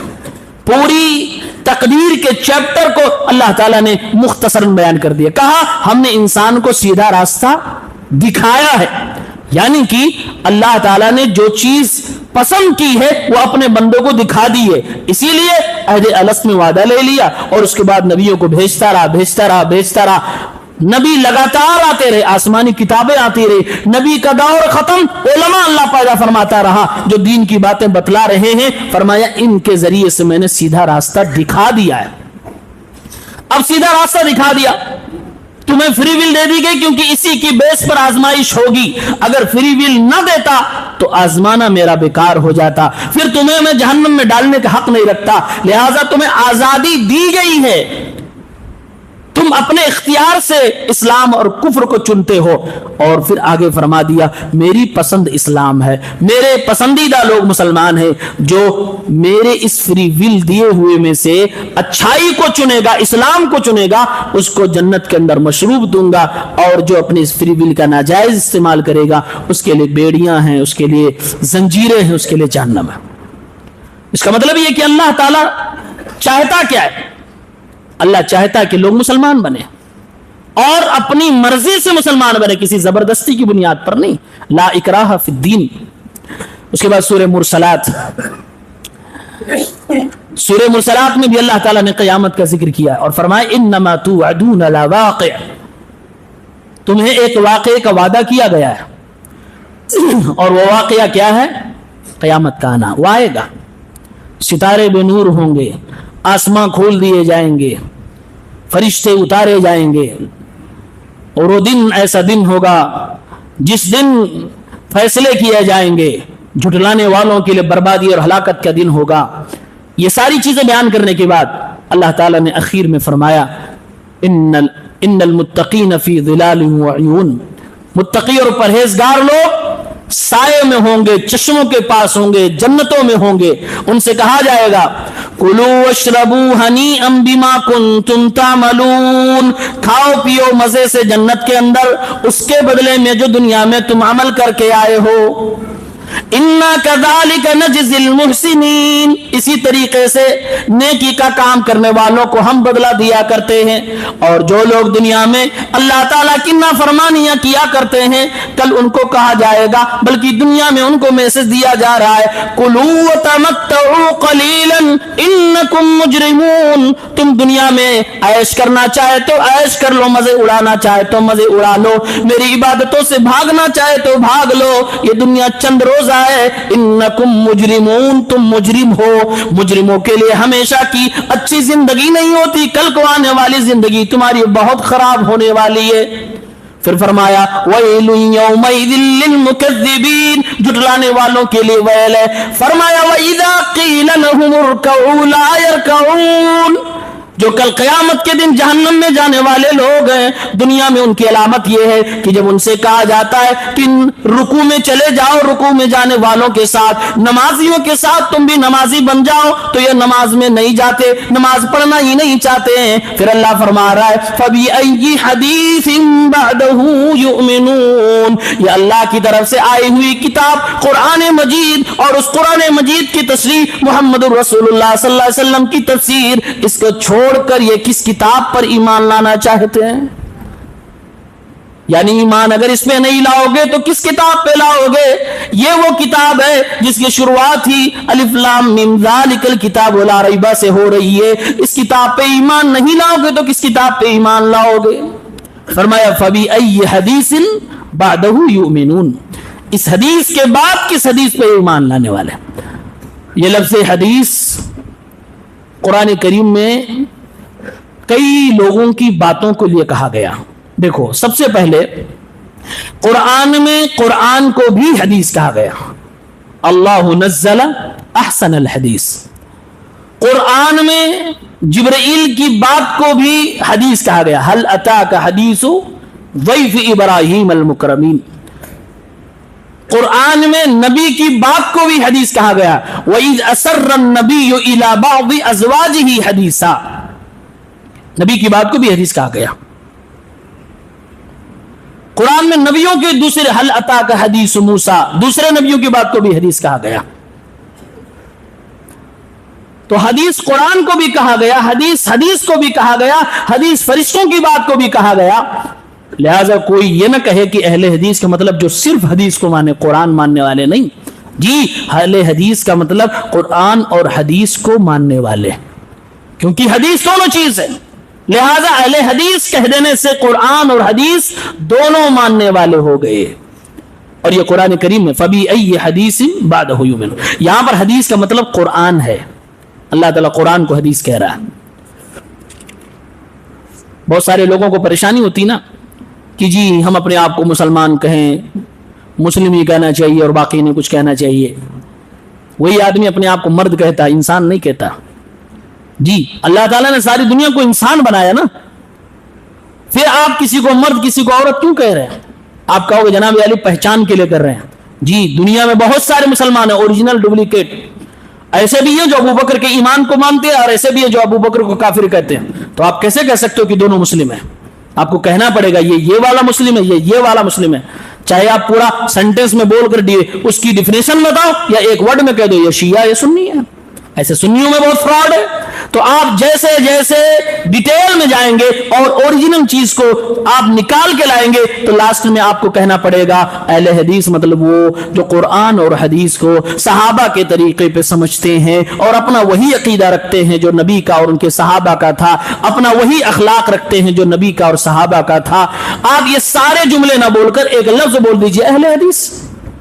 اگر آپ کو نہیں پتا تو آپ کسی اہل حدیث سے پوچھ لیجئے کہ اہل حدیث کی ڈیفینیشن کیا ہے, لیکن ون ورڈ میں تو بولا جا سکتا ہے. جی, اس کے بعد 30واں پارہ ہے. 30ویں پارے کی پہلی سورت ہے سورہ نبا. نبا کا مطلب ہوتا خبر, اسی سے بنا نبی.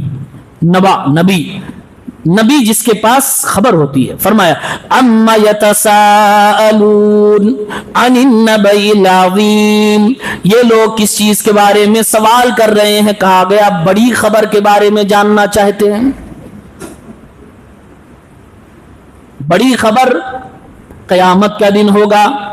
اللہ فرما رہا ہے ان کو بتا دیا جائے گا, یہ معلوم کر لیں گے, کل ان کو خبر دے دی جائے گی قیامت کب آنے والی ہے. اسی صورت میں آگے چل کے اللہ تبارک و تعالی نے فرمایا یوم یقوم الروح والملائکۃ صفا, وہ قیامت کے دن ہوگا جب جبرائیل علیہ السلام اور سارے کے سارے فرشتے صف میں لائن لگا کر کھڑے ہوں گے. لا یتکلمون الا من اذن له الرحمن, کوئی فرشتہ بھی نہیں بولے گا اللہ تعالیٰ کے غصے کو دیکھ کر. اللہ جس کو اجازت دے گا وہی بولے گا. وقال صوابا, اور جو کچھ بھی بولے گا صحیح بات بولے گا, کوئی غلط بات بھی نہیں بول سکتا. اللہ نے اسے قیامت کے دن کے بارے میں فرمایا وَيَقُولُ الْكَافِرُ يَا لَيْتَنِي كُنْتُ تُرَابًا.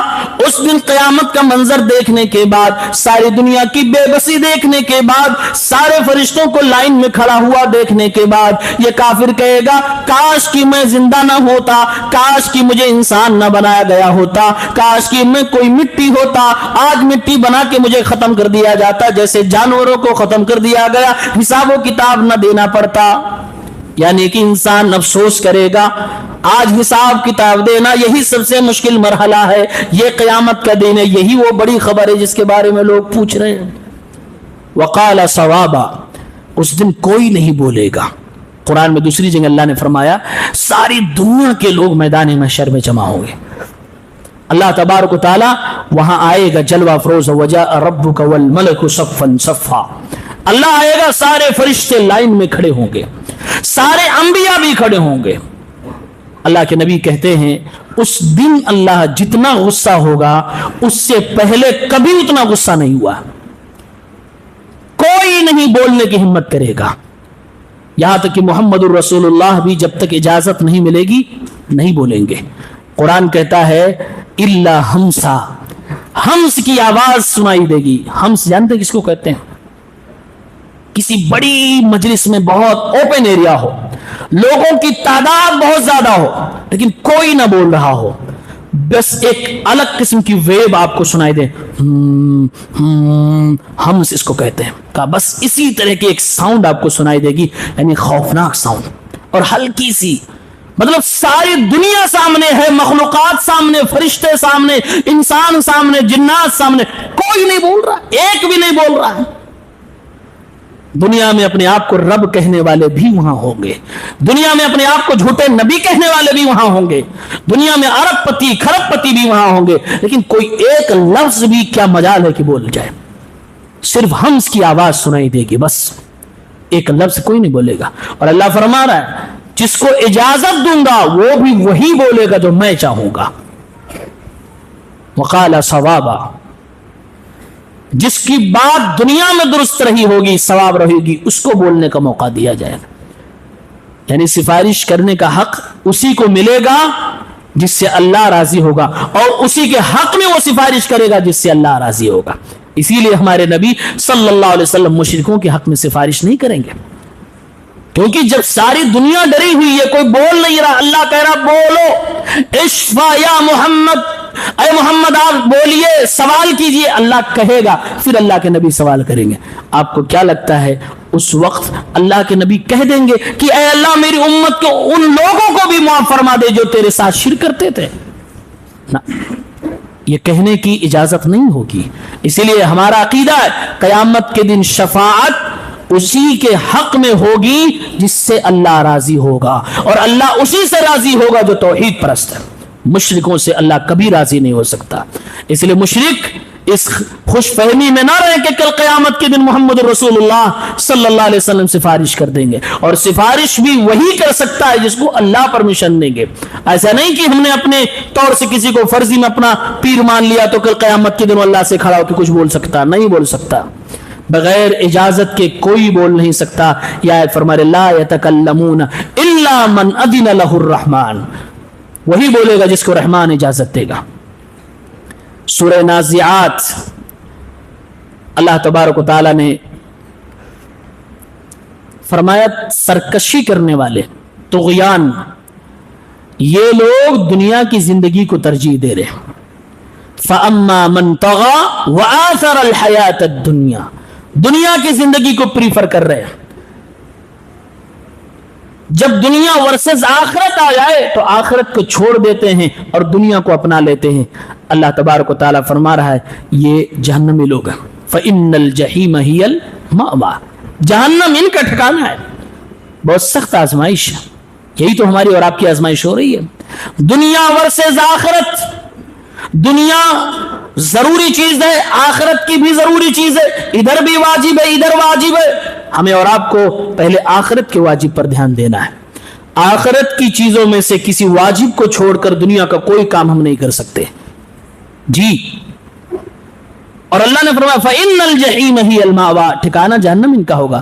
پھر آگے فرمایا وَأَمَّا مَنْ خَافَ مَقَامَ رَبِّهِ وَنَهَى النَّفْسَ عَنِ الْهَوَى، اور جو اپنے اللہ کے سامنے کھڑے ہونے سے ڈر جائے، اللہ کی عظمت اس کی کبریائی کو دھیان میں لا کر ڈر جائے، اور اپنی آپ کو اپنی خواہش اور اپنے نفس کی پرستش سے بچا لے، فَإِنَّ الْجَنَّةَ هِيَ الْمَأْوَى، تو اس کا ٹھکانہ جنت ہی ہوگا۔ ادھر اللہ فرما رہا ہے جو طغیانی کرے، سرکشی کرے اور آخرت کو چھوڑ کر دنیا کو ترجیح دے، اس کا ٹھکانہ جہنم ہوگا۔ ادھر فرما رہا ہے جو اللہ کے سامنے کھڑے ہونے سے ڈر جائے, حساب و کتاب سے ڈر جائے. ظاہر سی بات ہے جو اللہ کے سامنے حساب و کتاب سے ڈرے گا وہ انسان دنیا میں بہت پھونک پھونک کر قدم رکھے گا, وہ اپنی آخرت کو بنانے کی کوشش کرے گا. فرمایا ایسا آدمی جب اللہ سے ڈر رہا ہوگا, حساب و کتاب کے دن سے ڈر رہا ہوگا, وہ کبھی بھی اپنے نفسانی خواہشات کی پیروی نہیں کرے گا, تو اللہ تعالیٰ ایسے انسان کو جنت میں جگہ عطا فرمائے گا, جنت اس کا ٹھکانہ بنا دیا جائے گا. چند جملوں میں اللہ تعالیٰ نے جنتی کون ہوگا, جہنمی کون ہوگا, یہ فیصلہ فرما دیا. پھر سورہ عبسہ ہے, عبسہ وتولا. عبسہ کا مطلب ہوتا ہے پیشانی آدمی ایسے سکوڑ لے, کوئی چیز ناگوار لگتی ہو تو ایسے کرتے آدمی, اسی کو بولتے عبسہ. اللہ تبارک و تعالیٰ نے اس سورت کے اندر فرمایا ہے کہ اے لوگوں تمہیں قیامت پہ یقین نہیں آ رہا. ایک اور مثال دیتا ہوں, اپنا جو کھانا کھاتے ہو کھانے کو ایک بار دھیان سے دیکھو, کھانے کی اصلیت تک پہنچو, یہ کھانا آیا کہاں سے, فرسٹ پوائنٹ تک جاؤ. فرمایا فَلْيَنظُرِ الْإِنسَانُ إِلَىٰ طَعَامِهِ, انسان کو اپنے کھانے کی طرف دیکھنا چاہیے. اَنَّا صَبَبْنَا الْمَاءَ صَبًّا, ہم نے خوب بارش برسائی. ثُمَّ شَقَقْنَا الْأَرْضَ شَقًّا, پھر ہم نے زمین کو پھاڑ دیا. فَأَنبَتْنَا فِيهَا حَبًّا, پھر ہم نے زمین سے اناج نکالے. وَعِنَبًا وَقَضْبًا, زمین سے ہم نے انگور بھی نکالے, ترکاریاں اور سبزیاں بھی نکالی. وَزَيْتُونًا وَنَخْلًا, تیل زیتون بھی نکالا, کھجور کے باغات بھی نکالے. وَحَدَائِقَ غُلْبًا, اور گھنے باغات بھی نکالے. وَفَاكِهَةً وَأَبًّا, انسانوں کو کھانے کے لیے پھل فروٹ, جانوروں کو کھانے کے لیے گھاس اور چارہ بھی نکالا. مَتَاعًا لَكُمْ وَلِأَنْعَامِكُمْ, تمہارے لیے سامان, تمہارے چوپایوں کے لیے بھی سامان کھانے کا تیار کر دیا. اللہ میسج دے رہا ہے اے میرے بندوں یہ ساری چیزوں کو دیکھو, آسمان سے بارش ہوتی ہے, پھر زمین سے یہ پودے اگتے ہیں, اناج تیار کیا جاتا ہے. اے میرے بندوں یہ آسمان سے بارش برسانا, ایک چھوٹے سے دانے کو یہ طاقت دینا کہ وہ زمین کا سینہ چیر کے باہر نکل جائے اور اپنے کوپلے پھیلا کر اور پھر وہ آگے چل کے اپنے اندر اناج پیدا کر دے, یہ چھوٹے سے دانے کو طاقت دینے والا کون؟ یہ اناج تمہارے کھانے کے قابل بنانے والا کون؟ زمین کے اندر وہ مٹھاس نہیں جو پھلوں میں آ جاتا ہے, زمین میں کوئی اور ٹیسٹ نہیں, صرف تم وہی پانی سبزیوں میں ڈال رہے ہو, وہی پانی تم کھجور کے پیڑ میں ڈال رہے ہو, وہی پانی تم دوسرے اناج میں ڈال رہے ہو, لیکن سارے پھلوں کو الگ الگ ٹیسٹ میں بدلنے والا کون؟ سارے اناج کو الگ الگ ٹیسٹ میں بدلنے والا کون؟ سارے پھلوں کو الگ الگ ذائقے میں تبدیل کرنے والا کون؟ جب سارا کچھ میں کر سکتا ہوں تو میرا حق بنتا کہ میری عبادت کی جائے. اور یقین کر لو کل قیامت کے دن میں تمہیں بھی دوبارہ زمین پھاڑ کر زندہ نکالوں گا. شققنا الارض شقا, زمین کو ہم نے پھاڑ دیا ہے. زمین کو کیسا پھاڑتے ہیں؟ کدال سے, کسی ہتھیار سے. یہاں جو پھاڑنے کی بات ہو رہی ہے یہاں صرف ایک دانے سے پھاڑنے کی بات ہو رہی ہے.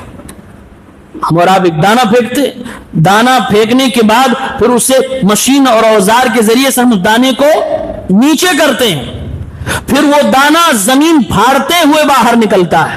گیہوں اور چاول کو دیکھی, وہ دانہ زمین پھاڑتے ہوئے باہر نکل, اس زمین پھاڑنے کی بات ہو رہی ہے. بغیر کسی اوزار, بغیر کسی ہتھیار کے ایک چھوٹے سے دانے کو طاقت دے کر زمین پھاڑنے کا کام اگر کوئی کرتا ہے تو اللہ کرتا ہے. فرمایا کہ کیا کیا میں نے تمہیں دیا؟ اناج دیا, انگور دیا. قضبہ, قضب بولتے ہیں, قضبہ یقذب کا مطلب ہوتا ہے کاٹنا. قضبہ کا ترجمہ تو آپ قرآن میں دیکھیں گے تو سبزی دیا ہے. قضبہ ہر اس چیز کو بولتے ہیں جو ایک بار لگانے کے بعد بار بار آپ اس سے چیزیں نکالتے ہو. ایک بار آپ نے زمین میں لگایا, بار بار اس سے آپ توڑ رہے ہو. جیسے عام طور سے سبزیاں ہوتی ہیں, ایک بار آپ نے پودا لگا دیا, اب اس سے آپ جیسے بھنڈی کی سبزی آپ توڑتے رہیے, آپ اس سے نکالتے رہے, وہ آتا رہے گا, پھلتا رہے گا. ایک بار نکالے, بار بار آپ کاٹتے ہو, اس کو قضبہ کہا جاتا ہے. اسی لیے ترکاریاں اور سبزیاں اس کا ترجمہ کیا جاتا ہے. فرمایا کھجور کے باغات دیے, گھنے گھنے تمہارے لیے باغات دیے. انگور کے باغ میں گھس جاؤ, सेब के बागात में घुस जाओ, आम अमरूद के बागात में घुस जाओ तो ऐसा लगता है कि ये पूरा इतना घना है कि आसमान नहीं दिखा देता। अल्लाह फरमा रहा घने बागात दिए हैं और वो भी तुम्हारे खाने की चीज है। जो अमेज़न का जंगल है जहां इंसान की रसाई नहीं, वो तो अलग चीज है। जहां तुम्हारी रसाई है, जो तुम खाते हो इस्तेमाल करते हो, वो सब मैंने दिया है। और फरमाया वफाकिहतम व अब्बा, फल फ्रूट दिए और चारा भी दिया। अब्बा ये लफ्ज इस पर गौर करने के लायक। अब्बा अरबी के अंदर अब्बा या उब्बू अब्बन, इसका माना होता है कसद करना, इरादा करना। इसको चारा इसलिए कहा गया क्योंकि जानवर उस चारे की तरफ चल के जाता और चरता और खाता, अपना पेट भरता। और हमारे यहां अपने बाप को भी अब्बा कहते हैं। आप यहां कहते हैं कि नहीं कहते? कहते हैं। अब गौर करो अब्बा का माना क्या होता है। वैसे बाप के लिए तो अब अरबी का जो लफ्ज है अब है, अब्बा नहीं, अलिफ बा अब, अबुन, अबुन माने बाप, अब्बा नहीं लफ्ज है। लेकिन हमारे यहां अब्बा बोलते हैं, आपके यहां भी अब्बा बोलते हैं, जबकि उसका सही लफ्ज क्या अब। लेकिन मैं कहता हूं अगर अब्बा भी बोलते हैं तो यह भी कोई गलत नहीं, इसलिए कि बाप का काम होता है अपनी औलाद के लिए खाने की चीजें लाना। बाप का काम होता है बाजार से, खेत खलियान से खाने पीने की चीजें, यानी अपने औलाद के लिए खाने की चीजें मुहैया करना बाप का काम होता है। औलाद जब भूखी होती है तो बाप की तरफ निगाहें उठा के देखती है, इसलिए ये मकसद बच्चों का बाप की तरफ जा रहा है और बाप बच्चों के लिए चारे और खाने का इंतजाम कर रहा है। इसलिए शायद बाप को अब्बा भी कह सकते हो जी। वैसे अब्बा का माना क्या होता है? चारा, वो जानवर जो खाते हैं। अल्लाह ने इसलिए आगे फरमाया मताअल लकुम, फल तुम्हारा है, वली अनआमिकुम, और ये चारा तुम्हारे जानवर का है। बताइए, अल्लाह फरमा रहा है अपने खाने को देखो, सिर्फ तुम्हारे खाने का नहीं, तुम्हारे जानवरों के भी खाने का इंतजाम मैं कर रहा हूं, फिर भी तुम मेरी शाचकुरी करते हो, फिर भी तुम मुझको मानने को तैयार नहीं हो। फिर अल्लाह तबारक व तआला ने क़यामत का तज़किरा छेड़ा है और कई चीजें निशानियां बताई। इदल शम्सु कुव्विरत व इदल नुजूमु कदरत व इदल जिबालु सुय्यिरत व इदल इशारु उत्तिलत व इदल उहूशु हुशिरत व इदल बिहारु सुज्जिरत व इदल नुफूसु ज़ुव्विजत व इदल मौऊदतु सुइलत बिअय्यि दम्बिन क़ुतिलत। बहुत सारी चीजें अल्लाह ने निशानियां बतलाई। फरमाया जब सूरज बेनूर हो जाएगा, सितारे तोड़ दिए जाएंगे, हामिला ऊँटनियां हमल हो जाएंगी, जब जिंदा दरगोर की गई बच्चियों को जमीन से निकाल कर उनसे पूछा जाएगा किस लिए तुमको कत्ल किया गया।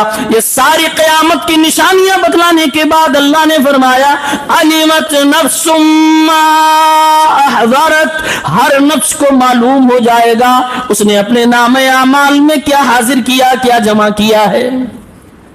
कयामत आई किस लिए आई है? ये बताने के लिए कि हमारे नामे अमाल में हमने क्या रखा है, रिजल्ट आउट करने के लिए। अलिमत नफ्सुम मा क़द्दमत व अख़रत, जो कुछ भी हमने आगे और पीछे नामे अमाल में दिया वो सारी की सारी चीजें नामे अमाल में मौजूद होंगी। फरमाया इन्नल अबरार लफी नईम, नेक लोग जन्नत में जाएंगे, व इन्नल फुज्जार लफी जहीम, और जो फाजिर और फासिक लोग होंगे वो भी जहन्नम में जाएंगे।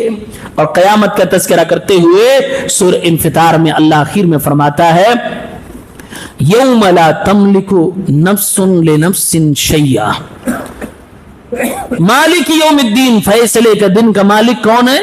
अल्लाह। आज दुनिया में हम और आप किसी ना किसी चीज के मालिक हैं जी। कोई 10-20 हजार लाख का मालिक है, कोई एक प्लॉट का मालिक है, कोई घर का मालिक है, कोई 2-4 बच्चों का मालिक है, मालिक है। कयामत के दिन कोई इतना भी मालिक नहीं होगा। आज जो 1 गज आपके पास जमीन है तो आप इसके मालिक हैं ना, आपके पास मोबाइल है तो आप इसके मालिक हैं, आप अपने सामानों के मालिक हैं। फरमाया यौम ला तमलिकु नफ्सुन लिनफ्सिन शैया, कल कयामत के दिन कोई नफ्स किसी नफ्स का जर्रा बराबर मालिक नहीं होगा। कोई बाप अपने बेटे का जर्रा बराबर मालिक नहीं होगा, कोई शौहर अपनी बीवी का जर्रा बराबर मालिक नहीं होगा, सारी मिल्कियत छीन ली जाएगी। इसीलिए अल्लाह फरमाएगा मैं हूं दुनिया के बादशाह किधर गए, दुनिया के बादशाह किधर गए, जरा सामने आओ। پھر پوچھے گا لمن الملک اليوم، آج کس کی حکومت بادشاہت ہے؟ پھر اللہ جواب دے گا للہ الواحد القہار، آج قہر برپا کرنے والے اسی ایک تن تنہا اللہ رب العالمین کی حکومت اور بادشاہت، کسی کی اس دن نہیں چلنے والی ہے۔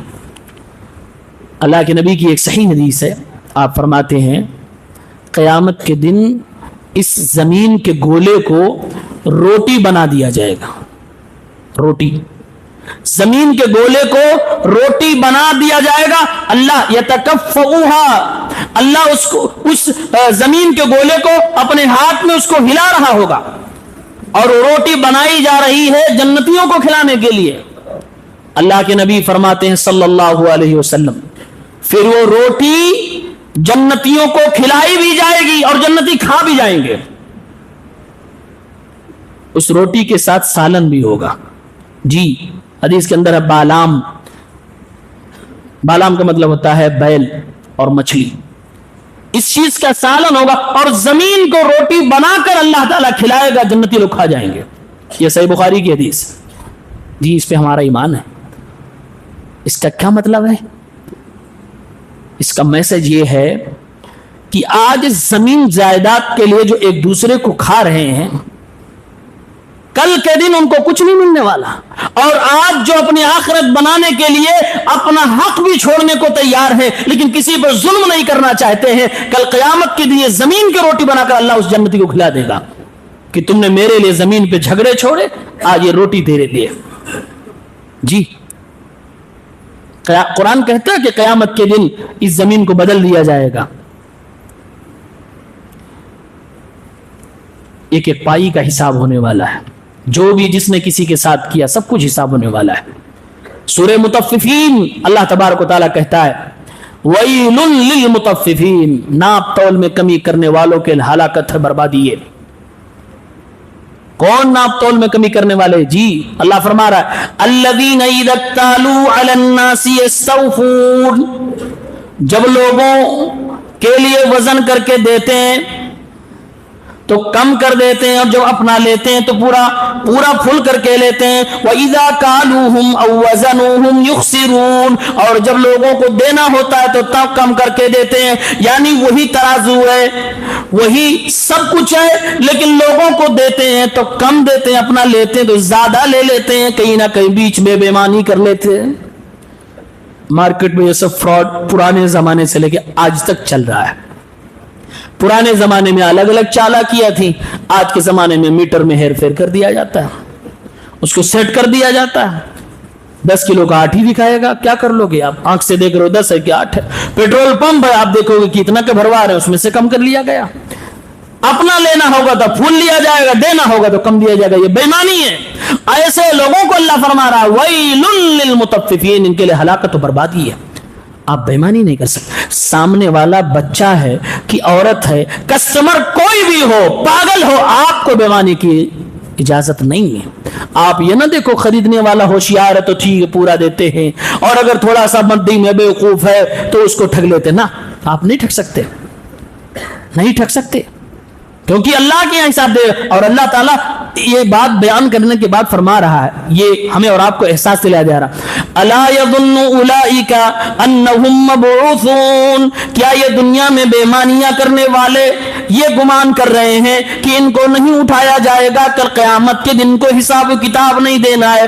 لیوم عظیم، کیا یہ سوچ رہے ہیں کہ ان کو اس بڑے دن کے لیے اللہ تعالیٰ اٹھا کر حساب و کتاب نہیں دے گا؟ یوم یقوم الناس لرب العالمین، ساری دنیا اللہ کے سامنے جب حاضر ہوگی، ان بے ایمانوں کو بھی حاضر ہونا، کیا جواب دیں گے؟ کسی کا 10 گرام 20 گرام، کسی کا 1,00,000 2,00,000 بے ایمانی کر کے دنیا میں کسی نے کیا بنا لیا؟ انسان خالی ہاتھ آیا، خالی ہاتھ چلا جائے گا۔ دنیا میں جو آپ نے کھا لیا، جو پہن لیا، اور جو اللہ کے راہ میں صدقہ کر دیا، یقیناً وہی آپ کا مال ہے، وہی آپ کو کام آئے گا، اس کے علاوہ کچھ بھی کام آنے والا نہیں۔ سب کچھ آپ دنیا میں چھوڑ کے جاؤ گے، وہی لوگ لے لیں گے جو آپ کو قبر کے اندر دفنانے کے بعد، مٹی دینے کے بعد ہاتھ کو جھاڑتے واپس چلے آئیں گے۔ مہینہ 2 مہینہ اگر نیک ہوں گے، دعائیں کریں گے، پھر وہ بھی بھول جائیں گے۔ پھر اپنی اولاد کے لیے کیوں اپنی آخرت کو خراب کرنا، پھر اپنی دنیا کو بسانے کے لیے اپنی آخرت کو کیوں برباد کرنا؟ اللہ احساس دلا رہا ہے الا अला यज़ुन्नु उलाइका अन्नहुम मबूसून, ये बेईमानियां करते हुए क्या भूल जाते हैं कि एक दिन मरना भी है और मर के उठ के हिसाब भी देना है। सारी दुनिया सामने होगी। अल्लाह ताला बराह रास्त तुमसे अगर पूछेगा क्यों तूने बेईमानी की तो क्या जवाब बनेगा? एक एक पाई का हिसाब होने वाला। किसी के साथ भी बेईमानी किए हैं, कल क़यामत के दिन जिसके ठगी किए होंगे अल्लाह ताला लाएगा, फरमाएगा कि इसको अपनी नेकियां दो। लिहाजा दुकान कर रहे हैं, बेईमानी कर रहे हैं, नमाज का वक्त आया हुआ आप नमाज पढ़ने चले आए, नेकियां भी हैं उधर बेईमानी भी है। कल क़यामत के दिन जिसके साथ बेईमानी किए थे आपके नेकियां वो ले लेगा। और अगर नेकियां खत्म कि सिर्फ बेईमानी कर रहे हैं, नमाज भी नहीं पढ़ रहे हैं, तो उसका गुनाह आपके ऊपर लाद दिया जाएगा। नतीजा यह होगा कि जहन्नम के अंदर उठा के फेंक दिया जाएगा। सूरह इंशिकाक अल्लाह तबारक व तआला फरमाता है फअम्मा मन ऊतिया किताबहु बियमीनी, जिसका नाम अमाल उसके दाहिने हाथ में दिया जाएगा, फसौफ युहासबु हिसाबन यसीरा, उसका आसान हिसाब होगा। यह निशानी होगी कि इसका हिसाब आसान हो। आसान हिसाब का मतलब यह है कि उससे काउंटर क्वेश्चन नहीं किया जाएगा, उससे नहीं पूछा जाएगा तुमने ये काम क्यों किया, मुनाकशा उससे नहीं होगा, उसका हिसाब बड़ा आसान होगा। लेकिन जिससे अल्लाह ने पूछ लिया क्यों किया ये, वो फंस जाएगा, उसको कोई बचा नहीं सकता। फरमाया दाहिने हाथ में नाम अमाल मिलेगा, इसका मतलब है कि हिसाब आसान होने वाला है। व अम्मा मन ऊतिया किताबहु वराअ ज़हरी, और जिस आदमी का नाम अमाल बाएं हाथ में उसके पीठ के पीछे से दिया जाएगा, फसौफ यदउ सुबूरा, वो आदमी समझ जाएगा मेरा हाल अच्छा होने वाला नहीं, मुझे तो जहन्नम में जाना पड़ेगा। वो जहन्नम की हौलनाकी, जहन्नम की चीखो पुकार देख कर कहेगा हाय अल्लाह मौत दे दे, जहन्नम में जाना नहीं चाहता। फरमाया अल्लाह ताला ने फसौफ यदउ सुबूरा, वो अपनी मौत को बुला रहा होगा। वयस्ला सईरा, लेकिन वहां मौत कहां आने वाली है, जहन्नम में जाएंगे। ला यमूतु फीहा वला यहया, न तो जी पाएंगे न तो मर पाएंगे, दर्द मौत नहीं आने वाली है। इसीलिए फरमाता रब्बुल आलमीन लोगों को जब नामे आमाल बाएं हाथ में दे दिया जाएगा, सारा नामे आमाल गुनाहों से भरा, अल्लाह ने इंसाफ कर दिया। दुनिया वालों देखो तेरे रब ने कुछ भी जुल्म नहीं किया, तेरे रब ने पाई पाई को अपने फरिश्तों से लिखवा कर तेरे सामने तेरी किताब दे दिए। तुम अपनी आंखों से देख लो, तुम्हारे जिंदगी के कारनामे लिखे हुए हैं। तुम गुनाह कर करके शायद भूल गए होगे, लिखने वाले नहीं भूले हैं। अल्लाह फरमा रहा है वो आदमी अपने नामे आमाल बुरा देखने के बाद कहेगा या लैतनी लम ऊत किताबिया वलम अदरी मा हिसाबिया, काश कि मुझे ये नामे आमाल ना दिया गया होता, काश कि मुझे मालूम ही ना होता कि ये हिसाब किताब क्या है। या लैतहा कानतिल काज़िया, काश कि दुनिया में जो एक बार मौत आई थी वही मौत आखिरी होती, दोबारा जिंदा ना किए जाते।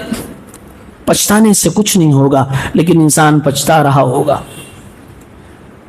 अल्लाह तबारक व तआला फरमा रहा है ऐ दुनिया के लोगों, अगर दुनिया में तुमसे गलती हो गई, गुनाह हो गया, यहां तक कि किसी पे तुम जुल्म भी कर बैठे हो, जाओ अपने भाई के पास और अपने जुल्म की माफी तलाफी करवा लो, उससे माफी मांग लो।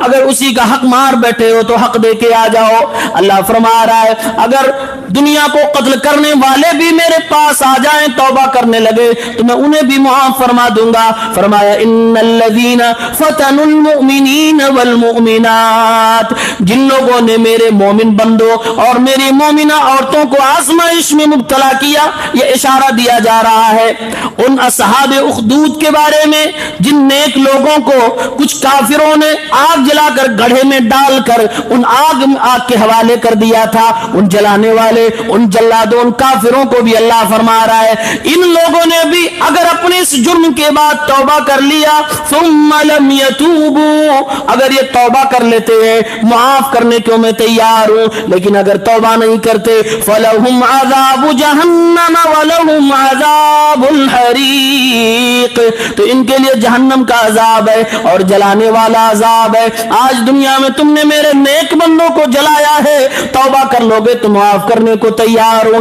तौबा नहीं करोगे तो जहन्नम में तुमको मैं जलाऊंगा।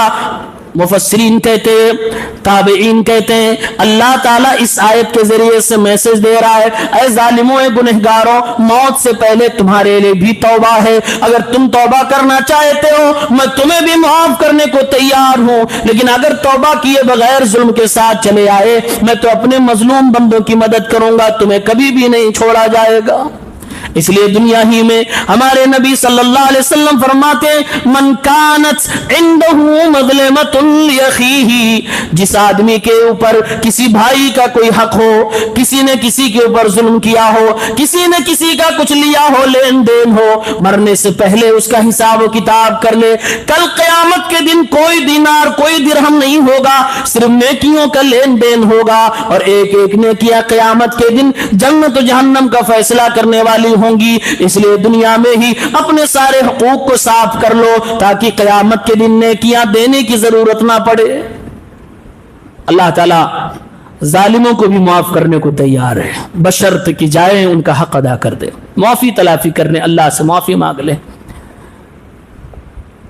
अल्लाह फरमा रहा है, मेरे नेक बंदों के साथ दुनिया में जो लोग चाले चल रहे हैं, इन्नहुम यकीदून कैदा, वो चाल जो चल रहे हैं, तदबीरें कर रहे हैं, साजिशें कर रहे हैं मेरे नेक बंदों के बारे में। वो अकीदु कैदा, जबकि मैं भी अपनी तदबीरें चल रहा हूं। फमहिलिल काफिरीन अमहिलहुम रुवैदा, ऐ मेरे नबी परेशान ना हो, ऐ दुनिया के मेरे मजलूम बंदों, ऐ मासूम बच्चों, आज तुम्हारे ऊपर अगर जुल्म ढाया जा रहा है, आज तुम्हें सताया जा रहा है, आज बगैर गलती के तुम्हें मारा जा रहा है, परेशान मत हो। फमहिलिल काफिरीन अमहिलहुम रुवैदा, थोड़े दिन की इनको छूट दी जा रही है, फिर वो क़यामत आएगा, फिर वो बड़ा दिन आएगा, इन सारे जालिमों को एक एक करके अल्लाह तबारक व तआला काफ़िर किरदार तक पहुंचाएगा।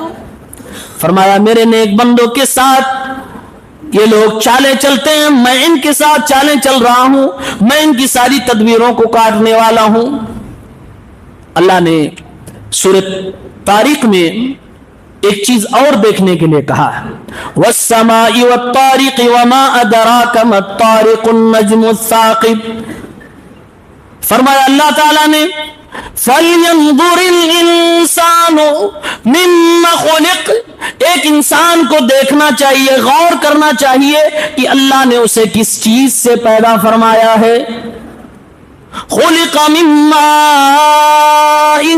दाफ़िक़, उछलते पानी से मैंने इंसान को पैदा फरमाया। यख़रुजु मिन बैनिस सुल्बि वत्तराइब, वो उछलता हुआ पानी सीने की हड्डियों से और रीढ़ की हड्डी से निकलता है। अल्लाह फरमा रहा है, इस पे गौर करो मेरे बंदों। ये गौर करने की दावत इसलिए दी जा रही है ताकि इंसान को हमेशा अपनी हकीकत मालूम रहे, वो किसी तरह का गुरूर ना करे, ना अपने हुस्न जमाल पे गुरूर कर सकते, ना अपने दौलत कमाल पे गुरूर कर सकते, ना अपनी आल औलाद पे गुरूर कर सकते। किसी चीज पे इंसान को गुरूर नहीं करना चाहिए। अल्लाह को गुरूर करने वाले बंदे पसंद नहीं। हमारी हकीकत को बतलाते हुए फरमाया, फल्यंज़ुरिल इंसानु मिम्मा खुलिक़, अगर गुरूर आने लगे, कभी तकब्बुर आने लगे, कभी बड़प्पन सीने में पनपने लगे, अपनी असलियत को देख लेना, तुम पैदा किस चीज से किए गए हो।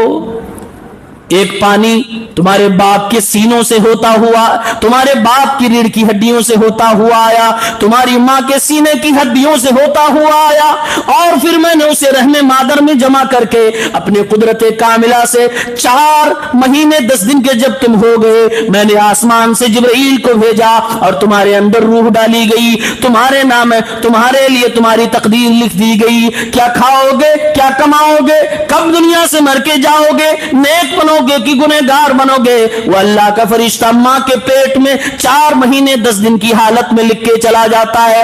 उसके 4-5 महीने के बाद तुम जमीन पे आते हो, तुम्हें कुछ बोलना नहीं आता, तुम्हारी माँ तुम्हारे बाप तुम्हारी परवरिश करते हैं। तुम अपनी बचपन को याद करो, अपने बेबसी को याद करो। ऐ मेरे बंदो, बड़े हो जाने के बाद, अशुद्ध उम्र को पहुंच जाने के बाद, 30-40 साल होने के बाद तुम्हारे अंदर ये तमर्रुद, ये शैतानत, ये अकलपन कहां से आ जाता है? क्यों अपनी हकीकत भूल जाते हो? अपनी हकीकत को याद करो। अल्लाह ने बार बार हमें और आपको याद दिलाया है कि मेरे बंदो, किब्र और गुरूर तुम्हारे लिए नहीं है, سارا کبریائی اللہ کے لیے، اسی کو زیب دیتا ہے، ہمیں اور آپ کو نہیں۔ اسی لیے میرے نبی فرماتے ہیں جس کے سینے میں رائی کے دانے کے برابر بھی کبر ہوگا جنت میں نہیں جائے گا۔ اللہ کو اتنی نفرت ہے اس گناہ سے۔ پھر اللہ فرماتا ہے قد افلح من تزکا، کامیاب ہے وہ شخص جس نے اپنے آپ کو پاک کر لیا، وذکر اسم ربہ فصلی، اور اپنے رب کے نام کو یاد کیا، ذکر کیا اور نمازیں پڑھی۔ بل تؤثرون الحیات الدنیا، یہ تو کامیابی کی ضمانت ہے، یہ جانتے تو سب ہے، لیکن عمل کے میدان میں لوگ پیچھے ہیں۔ فرمایا بل تؤثرون الحیات الدنیا، لیکن تم دنیا کی زندگی کو زیادہ ترجیح دیتے ہو، والآخرۃ خیر وابقی، جبکہ آخرت کی زندگی ہمیشہ کی ہے اور باقی رہنے والی۔ دونوں آیتوں کو میسج کو دیکھیں تو ایسا لگتا ہے اللہ یہ کہہ رہا ہے جانکاری تو سب کو ہے کامیابی کیسے ملے گی، لیکن کرنے والے لوگ کم ہیں، میدان عمل میں لوگ نہیں ہیں۔ حقیقت میں یہ ہے کہ دنیا اور آخرت اگر آمنے سامنے آ جائے تو یہ مسلمان بھی آخرت کو چھوڑ کر دنیا کے پیچھے بھاگ جاتا ہے۔ اور اللہ فرما رہا ہے تمہیں کب یقین ہوگا والآخرۃ خیر وابقی، وہی آخرت اچھی ہے اور وہی ہمیشہ کی ہے۔ فرمایا اللہ تعالیٰ نے آخرت کے لیے محنت کرنے سے پہلے یہ دیکھ لو کہ جو تم محنت کرنے جا رہے ہو وہ صحیح ہے کہ غلط، مطلب نیکی کرنے سے پہلے یہ چیک کر لو وہ نیکی اللہ اس کے رسول کے مطابق ہے، کہیں ایسا تو نہیں نیکی کے نام پہ ہم بدعت کرنے جا رہے ہوں۔ فرمایا اللہ تعالیٰ نے هل اتاك حديث الغاشية وجوه يومئذ خاشعة عاملة ناصبة، جس دن بہت سارے چہرے ڈرے ہوئے ہوں گے، کچھ ایسے بھی عمل کرنے والے ہوں گے جو عمل کر کر کے تھک چکے ہوں گے، یعنی عمل میں کوئی کمی نہیں، کوئی کوتاہی نہیں۔ تَصْلَىٰ نَارًا حَامِيَةً، لیکن اس عمل کا کوئی فائدہ نہیں ملنے والا، وہ ڈائریکٹ دہکتی ہوئی جہنم کے اندر ڈال دیے جائیں گے۔ عمل میں کوئی کمی نہیں ہے لیکن جہنم نتیجہ بن رہا ہے۔ اس کا مطلب یہ کہ اس عمل میں کوانٹٹی تو بہت تھی لیکن کوالٹی نہیں تھی۔ عمل تو تھا، نیکی سمجھ کے کیا گیا، لیکن اس کے اندر شرک کی ملاوٹ ہے، یا پھر اس کے اندر بدعت ہے، یا پھر ریاکاری ہے، یا پھر شرک اکبر کر کے وہ ساری نیکیاں برباد کر دی گئی۔ آدمی سوچ کے جا رہا ہے کہ میرے پاس یہ سب خزانے ہیں، میں بچ جاؤں گا۔ اللہ فرماتا تَصْلَىٰ نَارًا حَامِيَةً، اعمال تعداد میں تو تھے لیکن پیور نہیں تھے، اس لیے اس کو جہنم کی جگہ ملے گی۔ تو عمل کرنے سے پہلے چیک بھی کرنا ضروری ہے کہ صحیح کر رہا ہوں کہ غلط کر رہا ہوں۔ صحیح جگہ پہ محنت کرنا چاہیے، غلط جگہوں پہ نہیں محنت ضائع کرنی چاہیے۔ پھر اللہ سورہ فجر میں فرماتا ہے جب نیک آدمی زندگی بھر نیکی کرتا ہے اور مرنے کا وقت آتا ہے، روح نکالنے والا فرشتہ آتا ہے، اس سے کہتا ہے چلو اللہ تمہیں بلا رہا ہے۔ نیک آدمی کی موت دیکھے کتنے پیارے طریقے سے نکالے جا رہے ہیں۔ یا ایتھا النفس المطمئنہ، اے مطمئن روح، یا ایتھا النفس المطمئنہ، اے مطمئن روح، ارجعی الی ربک راضیۃ مرضیہ، چلو اب واپس جانے کا وقت آ گیا ہے۔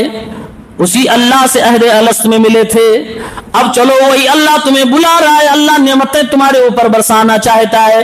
راضیۃ مرضیہ، تم اللہ سے راضی ہو، اللہ تم سے راضی ہے۔ جب دونوں راضی ہیں تو آ جاؤ، ملاقات میں کون سی دیری ہے؟ اے روح میرے حوالے آ جا، اے نفس مطمئن جو ہے، ارجعی الی ربک راضیۃ مرضیہ فادخلی فی عبادی وادخلی جنتی، جنت کے میرے جنتی بندوں میں اس کو داخل کر دو۔ نیک آدمی کی روح نکلتی ہے، بشارت جنت کی مل جاتی ہے۔ اللہ فرما رہا ہے لیکن میرے بندوں کی ایک عادت بڑی خراب ہے، فَأَمَّا الْإِنسَانُ إِذَا مَا ابْتَلَاهُ رَبُّهُ فَأَكْرَمَهُ وَنَعَّمَهُ، جب اللہ تعالیٰ اپنے اسی بندے کو آزمانا چاہتا ہے اور اللہ تعالیٰ اسے عزتیں دیتا ہے، اللہ اسے نعمتیں دیتا ہے، فَيَقُولُ رَبِّي أَكْرَمَنِ، تو انسان کہتا ہے کہ اللہ کا کرم ہے، اللہ مجھے عزت دے رہا ہے۔ وَأَمَّا إِذَا مَا ابْتَلَاهُ ابتلاه فقدر علیہ رزقا، اور جب اللہ تعالیٰ آزمائش دوسرے طریقے سے کرنے لگتا ہے اور اس کے بزنس میں کمی کر دیتا ہے، اس کے رزق میں کمی کر دیتا ہے، اس کی عزت میں کمی کر دیتا ہے، فیقول ربی اہانن، تو یہ بندہ کہنے لگتا کہ میرے اللہ نے مجھے ذلیل کر دیا۔ اس کو اس آزمائش میں اس کو صبر کرنا چاہیے تھا، وہاں شکر کرنا چاہیے تھا، وہاں شکر بھی نہیں کیا، یہاں صبر بھی نہیں کیا۔ اللہ گویا فرما رہا ہے میرے بندو تمہاری یہ ادا مجھے اچھی نہیں لگتی۔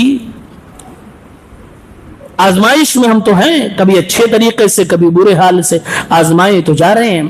پھر اللہ تبارک و تعالیٰ نے ایک عجیب و غریب قسم کی قسم کھا لی، لا اقسم بہذا البلد وانت حل بہذا البلد، میں قسم کھا رہا ہوں اس شہر مکہ کی، اے میرے پیغمبر جس شہر میں آپ کے قدم ہائے مبارک چل رہے ہوں، اے اللہ کے نبی جہاں آپ رہ رہے ہوں اس یہ شہر کی میں قسم اٹھا رہا ہوں، ووالد وما ولد، اور قسم میں اٹھا رہا ہوں پیدا کرنے والے باپ کی اور پیدا ہونے والے اولاد کی۔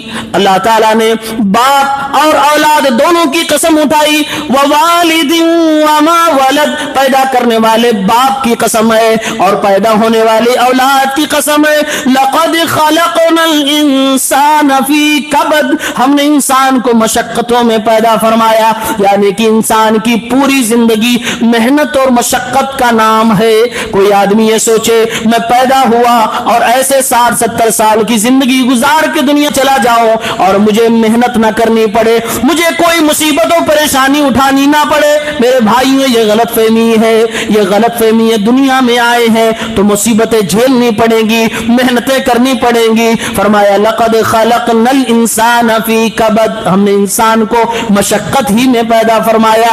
ارے تمہارے پیدا ہوتے ہی تمہاری ماں کو کتنا بڑا درد سہنا پڑا اور تم دنیا میں آ گئے اور تمہیں درد نہیں اٹھانا پڑے گا، ایسا کیسے سوچ رہے ہو؟ اے میرے بندو کیا یہ سمجھ رکھا ہے کہ بغیر آزمائش کے تم ایمان لائے اور دنیا سے چلے جاؤ گے؟ جتنا ایمان مضبوط ہوگا اتنے ہی زیادہ آزمائے جاؤ گے۔ یہ ساری قسمیں اٹھا کر اللہ فرما رہا ہے۔ پھر اللہ فرما رہا 11 قسمیں کھانے کے بعد، والشمس وضحاها والقمر اذا تلاها والنهار اذا جلاها والليل اذا يغشاها والسماء وما بناها والارض وما طحاها ونفس وما سواها فألهمها فجورها وتقواها قد افلح من زكاها وقد خاب من دساها۔ 11 قسمیں کھانے کے بعد اللہ جل جلالہ نے فرمایا کامیاب ہے وہ انسان جس نے اپنے آپ کو پاک کر لیا، سارے گناہوں سے اپنے آپ کو پاک کر لیا، دھل لیا، اور پھر نیکیاں اور اخلاق فاضلہ کو اوڑھ لیا۔ اور کامیاب ہے وہ انسان جس نے اپنے مال کو پاک کر لیا، اور ناکام ہو انسان جس نے اپنے نفس کو گندا کر لیا، اپنے آپ کو برا بنا لیا، اپنے آپ کو گناہوں سے اور گندگیوں سے گندا کر لیا، وہ انسان ناکام ہو گیا۔ 11 قسمیں کھانے کے بعد اللہ یہ بتا رہا کامیابی یہ ہے کہ نفس کو پاک کرو اور ناکامی یہ ہے کہ نفس کو گندا کر لو۔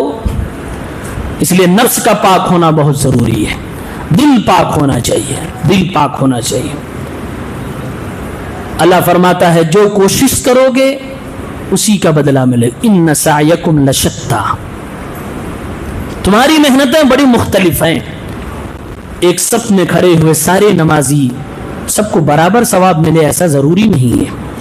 انہی میں سے کوئی ایسے ہوں گے جن کی نمازیں قبول ہو رہی ہیں، انہی میں سے کچھ ایسے ہوں گے جن کی نمازیں آدھے آسمان سے واپس آ جاتی ہیں، انہی میں کچھ ایسے بھی ہوں گے جن کی نمازیں مسجد کا چھت بھی پار نہیں کرتی ہیں، کچھ ایسے بھی ہوں گے جن کی نمازیں سر کے اوپر بھی نہیں جاتی ہیں۔ مختلف ہے لوگوں کی محنتیں، محنت جیسی ہوگی اللہ تعالیٰ ویسے ہی بدلہ دے گا۔ دنیا ظاہر دیکھتی ہے، اللہ وَلَسَوْفَ يُعْطِيكَ رَبُّكَ فَتَرْضَى، آپ کا رب آپ کو اتنا دے گا کہ آپ راضی ہو جاؤ گے، آپ خوش ہو جاؤ گے۔ اللہ کے نبی کو تسلی دی جا رہی ہے اور کہا جا رہا ہے وَأَمَّا بِنِعْمَةِ رَبِّكَ فَحَدِّثْ، اپنے رب کی نعمتوں کو آپ بیان کیجئے، اللہ کے نبی صلی اللہ علیہ وسلم سے کہا جا رہا. پھر بعد کی صورت میں سورہ انشراح میں اللہ نے فرمایا الم نشرح لك صدرك ووضعنا عنك وزرك الذي انقض ظهرك. اے میرے پیغمبر کیا میں نے آپ کے سینے کو نہیں چاک کیا؟ اے میرے پیغمبر آپ کے بوجھ کو میں نے اٹھا نہیں دیا، ختم نہیں کر دیا، آپ کے بوجھ کو ہلکا کر دیا گیا. ورفعنا لك ذکرک، اور اے میرے نبی آپ کے ذکر کو میں نے دنیا میں بلند کر دیا. اے میرے نبی خود اللہ تعالیٰ آپ کے اوپر درود بھیج دے رہا ہے. ان اللہ وملائکتہ یصلون علی النبی یا ایھا الذین آمنوا صلوا علیہ وسلموا تسلیما. اللہ تعالیٰ اپنے نبی پہ رحمت نازل فرما رہا ہے، فرشتے رحمت کی دعائیں کر رہے. اے دنیا کے مومنوں تم بھی اپنے نبی کے لیے رحمت کی دعائیں کرو، درود و سلام پڑھا کرو. میرے نبی کا ذکر اتنا بلند ہوا ہے کہ آج پوری دنیا میں جب جب اذان ہوتی ہے بغیر ذکر مصطفیٰ کے اذان مکمل نہیں ہوتی ہے. کوئی اذان ہے ایسی جس میں اشہد ان محمد رسول اللہ نہ کہا جائے اور اذان مکمل ہو جائے؟ اللہ کے نبی کا ذکر اذان میں بھی ڈالا گیا ہے. اسی لیے کہا فَإِذَا فَرَغْتَ فَانْصَبْ وَإِلَىٰ رَبِّكَ فَارْغَب. اے نبی اللہ کی طرف توجہ کیجئے، خالی وقت ملے تو عبادت میں اپنے آپ کو لگائیے. جتنا زیادہ اللہ نعمتیں دے اتنا ہی اللہ سے انسان کو جڑنا چاہیے. پھر اللہ فرما رہا ہے والتین والزیتون وطور سینین وهذا البلد الامین لقد خلقنا الانسان فی احسن تقویم. ہم نے انسان کو بہت خوبصورت بنایا ہے. جتنا انسان خوبصورت ہے نیکی کے ساتھ ہے تو خوبصورتی معنی رکھتی ہے، اگر نیکی کے ساتھ نہیں ہے تو اللہ آگے کی آیت میں فرماتا ثم رددناہ اسفل سافلین. نیکی کی خوبصورتی نہیں ہے، دولت کی خوبصورتی، جسم کی خوبصورتی، باڈی کی خوبصورتی سب کچھ موجود ہے، لیکن نیکی اور ایمان کی خوبصورتی نہیں ہے تو میں اس انسان کو اسفل الاسفلین میں ڈال دوں گا، میں زمین میں تمہیں دھسا دوں گا، تمہاری حیثیت نہیں رہے گی میری نگاہ میں. وہ اللہ فرما رہا ایمان والوں کا رتبہ میری نگاہ میں، بے ایمانوں کا رتبہ کچھ بھی نہیں ہے، زمین میں دھسے ہوئے لوگوں کی طرح وہ ہے. پھر اللہ تعالیٰ نے وہ سورت جو قرآن کریم کی پہلی 5 آیتیں اتری سورہ علق اقرا بسم ربک الذی خلق، پڑھو اس رب کے نام سے جس نے پیدا کیا. اس سورت پہ غور کرے، اس میں سجدہ ہے. شروعات پڑھنے سے کی جا رہی اقرا، اور آخری آیت کیا ہے؟ واسجد واقترب. شروع ہے پڑھو اور اخیر ہے سجدہ کرو اور قریب ہو جاؤ. دونوں ملائیے میسج کیا بنا؟ اے لوگوں پڑھو، اور خصوصاً وہ پڑھو جس سے تم اللہ کے قریب ہو سکو، اللہ کو پہچان سکو، اپنے نبی کو جان سکو، اپنے دین کو سمجھ سکو. اتنا پڑھو کہ تمہارا دل سجدہ کرنے پہ آمادہ ہو جائے اور سجدہ کرو، اور سجدے میں اللہ تعالیٰ سے اتنے قریب ہو جاؤ. دعاؤں میں اپنے اللہ سے دعائیں مانگو، کہو سبحان ربی اللہ، اے اللہ تو بہت پاک ہے، اے میرے مولا جو بلندیوں پہ ہے تو پاک ہے. سبحان ربی الاعلی کہا کرو، اپنے رب کی تسبیحات بیان کیا کرو، اور سجدے میں جا کر اپنے اللہ سے جو مانگنا چاہتے ہو مانگو. اللہ کے نبی فرماتے ہیں انسان سب سے زیادہ اللہ کے قریب تب ہوتا ہے جب وہ سجدے میں ہوتا ہے، جبکہ ہماری عقل کہہ رہی ہے 6 فٹ کا انسان جب کھڑا ہوگا تو زمین سے 6 فٹ وہ اونچا ہوگا، لیکن اللہ کے حبیب فرما رہے نہیں، اکڑا ہوا انسان اللہ کے قریب اتنا نہیں ہوتا جتنا جھکا ہوا انسان اللہ کے قریب ہوتا ہے. لہذا اے بندو سجدوں میں اللہ سے دعا مانگو. تم زمین پہ سجدہ کرتے ہو، تمہارا رب عرش کے اوپر تمہاری توجہ کر لیتا ہے اور تمہاری دعاؤں کو سنتا ہے. جب تم اپنے سجدے میں اللہ سے اپنا دکھڑا سناتے ہو رب العالمین فرماتا ہے اے میرے بندو من یدعونی فاستجیب لکم، کون ہے رات کے آخری پہر میں مجھے بلائے، مجھ سے دعائیں کرے، میں اس کی دعا سننے والا ہوں. وَمَن يَسْتَغْفِرُنِي فَأَغْفِرَ لَهُ، کون ہے جو گناہوں کی دریا لے کر آیا، پورا کارنامہ لے کر آیا، معافی مانگ رہا، میں اسے معاف کرنے کے لیے تیار ہوں. اللہ معاف کرتا. سجدے میں انسان اللہ کے بہت قریب ہوتا ہے. سورت کی شروعات ہو رہی ہے اقرا سے، ختم ہو رہا ہے سجدے پہ. مطلب پڑھو اتنا کہ سجدے میں آ جاؤ، اور سجدے میں آ جاؤ تو پھر مانگو، اللہ قبول کرے گا. دعا کی قبولیت کا طریقہ بتایا گیا ہے. کہ پہلے یقین کرو، اتنا پڑھو کہ یقین ہو جائے کہ وہی دینے والا، اس کے علاوہ کوئی نہیں، اور دعا مانگنے کا طریقہ سیکھ لو، پھر سجدے میں آ جاؤ، پھر مانگو، پھر اللہ کے قریب نہیں ہوگے تو پھر کہنا اللہ دعائیں نہ قبول کرو، پھر کہنا، یہ اس سورت کا میسج ہے۔ پھر اللہ تبارک و تعالی وہ پیاری سورت جس کی تمنا لیے ہم اور آپ آج رات میں جاگ رہے ہیں، لیلۃ القدر خیر من الف شہر، شب قدر 1000 مہینوں کی عبادت سے بہتر ہے۔ اس کے بعد بھی ایک رات ہے، ہم میں سے کسی کو معلوم نہیں کہ اگلے سال ہمیں رمضان ملے گا کہ نہیں ملے گا، کسی کو بھی یقین نہیں ہے، ہو سکتا ہے یہ ہماری زندگی کا آخری رمضان ہو سکتا ہے یہ راتیں ہماری زندگی کی آخری راتیں ہو سکتا ہے یہ ملاقاتیں آخری ملاقاتیں ہوں، کسی کو معلوم نہیں۔ نہ جانے کتنے لوگوں کو ہم جانتے ہیں، آپ جانتے ہیں، جو گزشتہ رمضان میں تھے، اس رمضان میں نہیں۔ اس لیے وقت کو غنیمت سمجھتے ہوئے اس وقت کا فائدہ اٹھایا جائے۔ اللہ تعالیٰ ایک رات کی عبادت کا ثواب 83 سال سے زیادہ دینے والا ہے، اس لیے اس وقت کو ضائع نہ کیا جائے۔ اللہ تعالیٰ فرما رہا ہے جو لوگ کافر ہیں اولئک ہم شر البریہ، اس زمین کے سب سے گندے لوگ ہیں، اور ان الذین آمنوا وعملوا الصالحات اولئک ہم خیر البریہ، وہ اس زمین کے سب سے اچھے لوگ ہیں، ساری کائنات میں سب سے اچھے ایمان والے اور عمل والے ہیں، یہ اللہ کی نگاہ میں ہے۔ فرمایا اللہ تعالیٰ نے اے لوگوں قیامت آئے گی، زلزلہ آئے گا، زمین کی ساری چیزیں باہر نکل جائیں گی اور اللہ کے سامنے آؤ گے۔ فمن يعمل مثقال ذرة خيرا يره، ایک ذرہ بھی عمل کیے ہوگے، بھلائی کیے ہوگے تو دیکھو گے۔ ومن يعمل مثقال ذرة شرا يره، ایک ذرہ بھی اگر گناہ کیے ہوگے تو وہ بھی تمہارے سامنے ہوگا، اس کا بھی تمہیں بدلہ دیا جائے گا۔ پھر اللہ قسمیں اٹھا رہا ہے اور فرما رہا ہے ان الانسان لربه لکنود، یہ بندہ تو اپنے رب کا ناشکرا نکل گیا، وانه علی ذلک لشہید، اور ہر ناشکرا اپنی ناشکری کا گواہ خود بنا بیٹھا ہے، وانه لحب الخیر لشدید، یہ جی جان سے زیادہ مال کو محبت کرنے والا ہے۔ افلا یعلم اذا بعثر ما فی القبور، کیا اسے معلوم نہیں جب قبروں کو کھول دیا جائے گا، وحصل ما فی الصدور، اور سینے کی باتوں کو نکال کے سامنے رکھ دیا جائے گا۔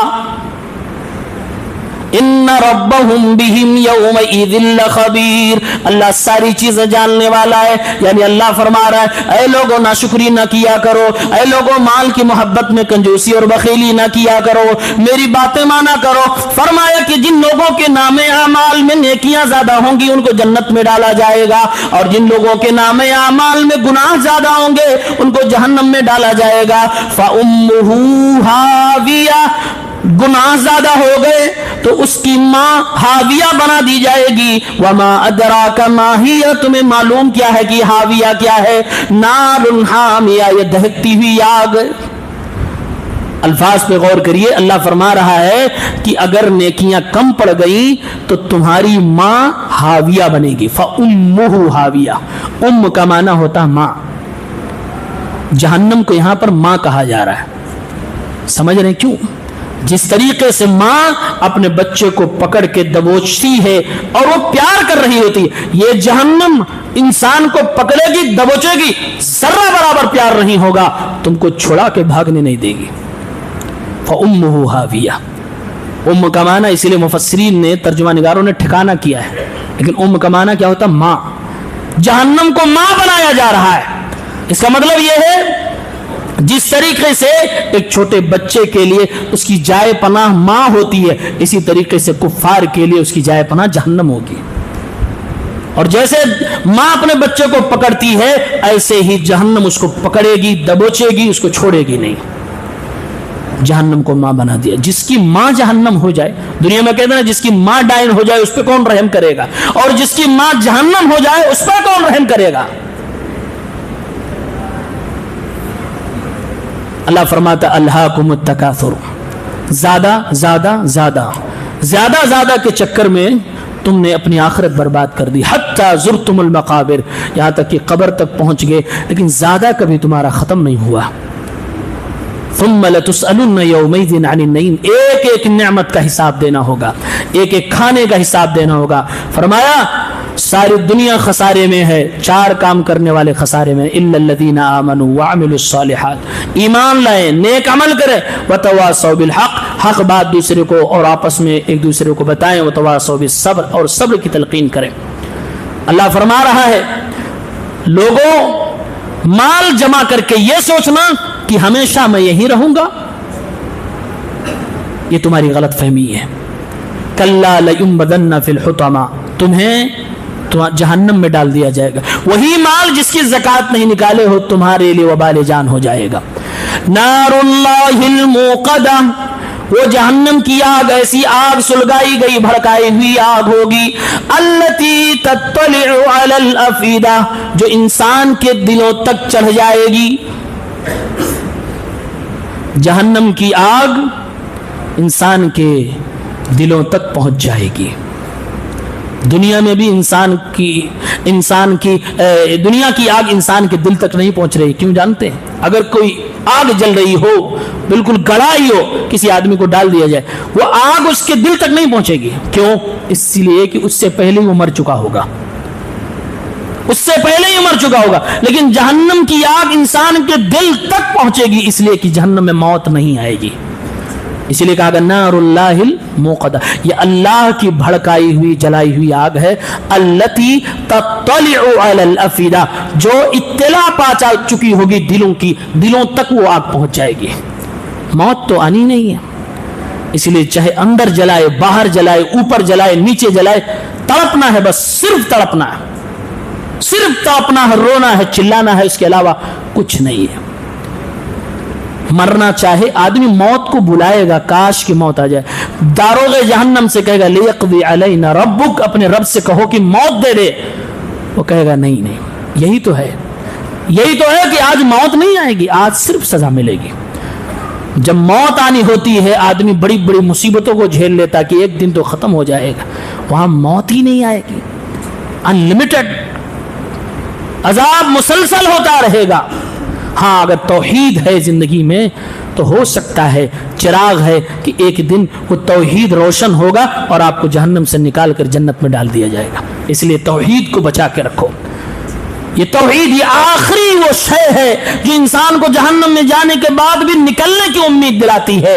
اگر یہ بھی نہ رہا، رب کعبہ کی قسم ہے کوئی چیز جہنم سے نہیں نکال سکتی۔ وہ ارحم الراحمین بھی رحم کرنا نہیں چاہتا اور نہیں رحم کرے گا، اسی لیے اس نے جہنم میں ایسے فرشتے لگائے ہیں جو فرشتے ہماری آواز بھی سننا نہیں پسند کریں گے، بات کرنا چاہیں گے، اللہ کہے گا اخسؤوا ولا تکلمون، یہاں نظروں سے دور ہو جاؤ، بات چیت مجھ سے مت کرو، بات بھی نہیں کرے گا اللہ تعالیٰ، نظر رحمت نہیں فرمائے گا۔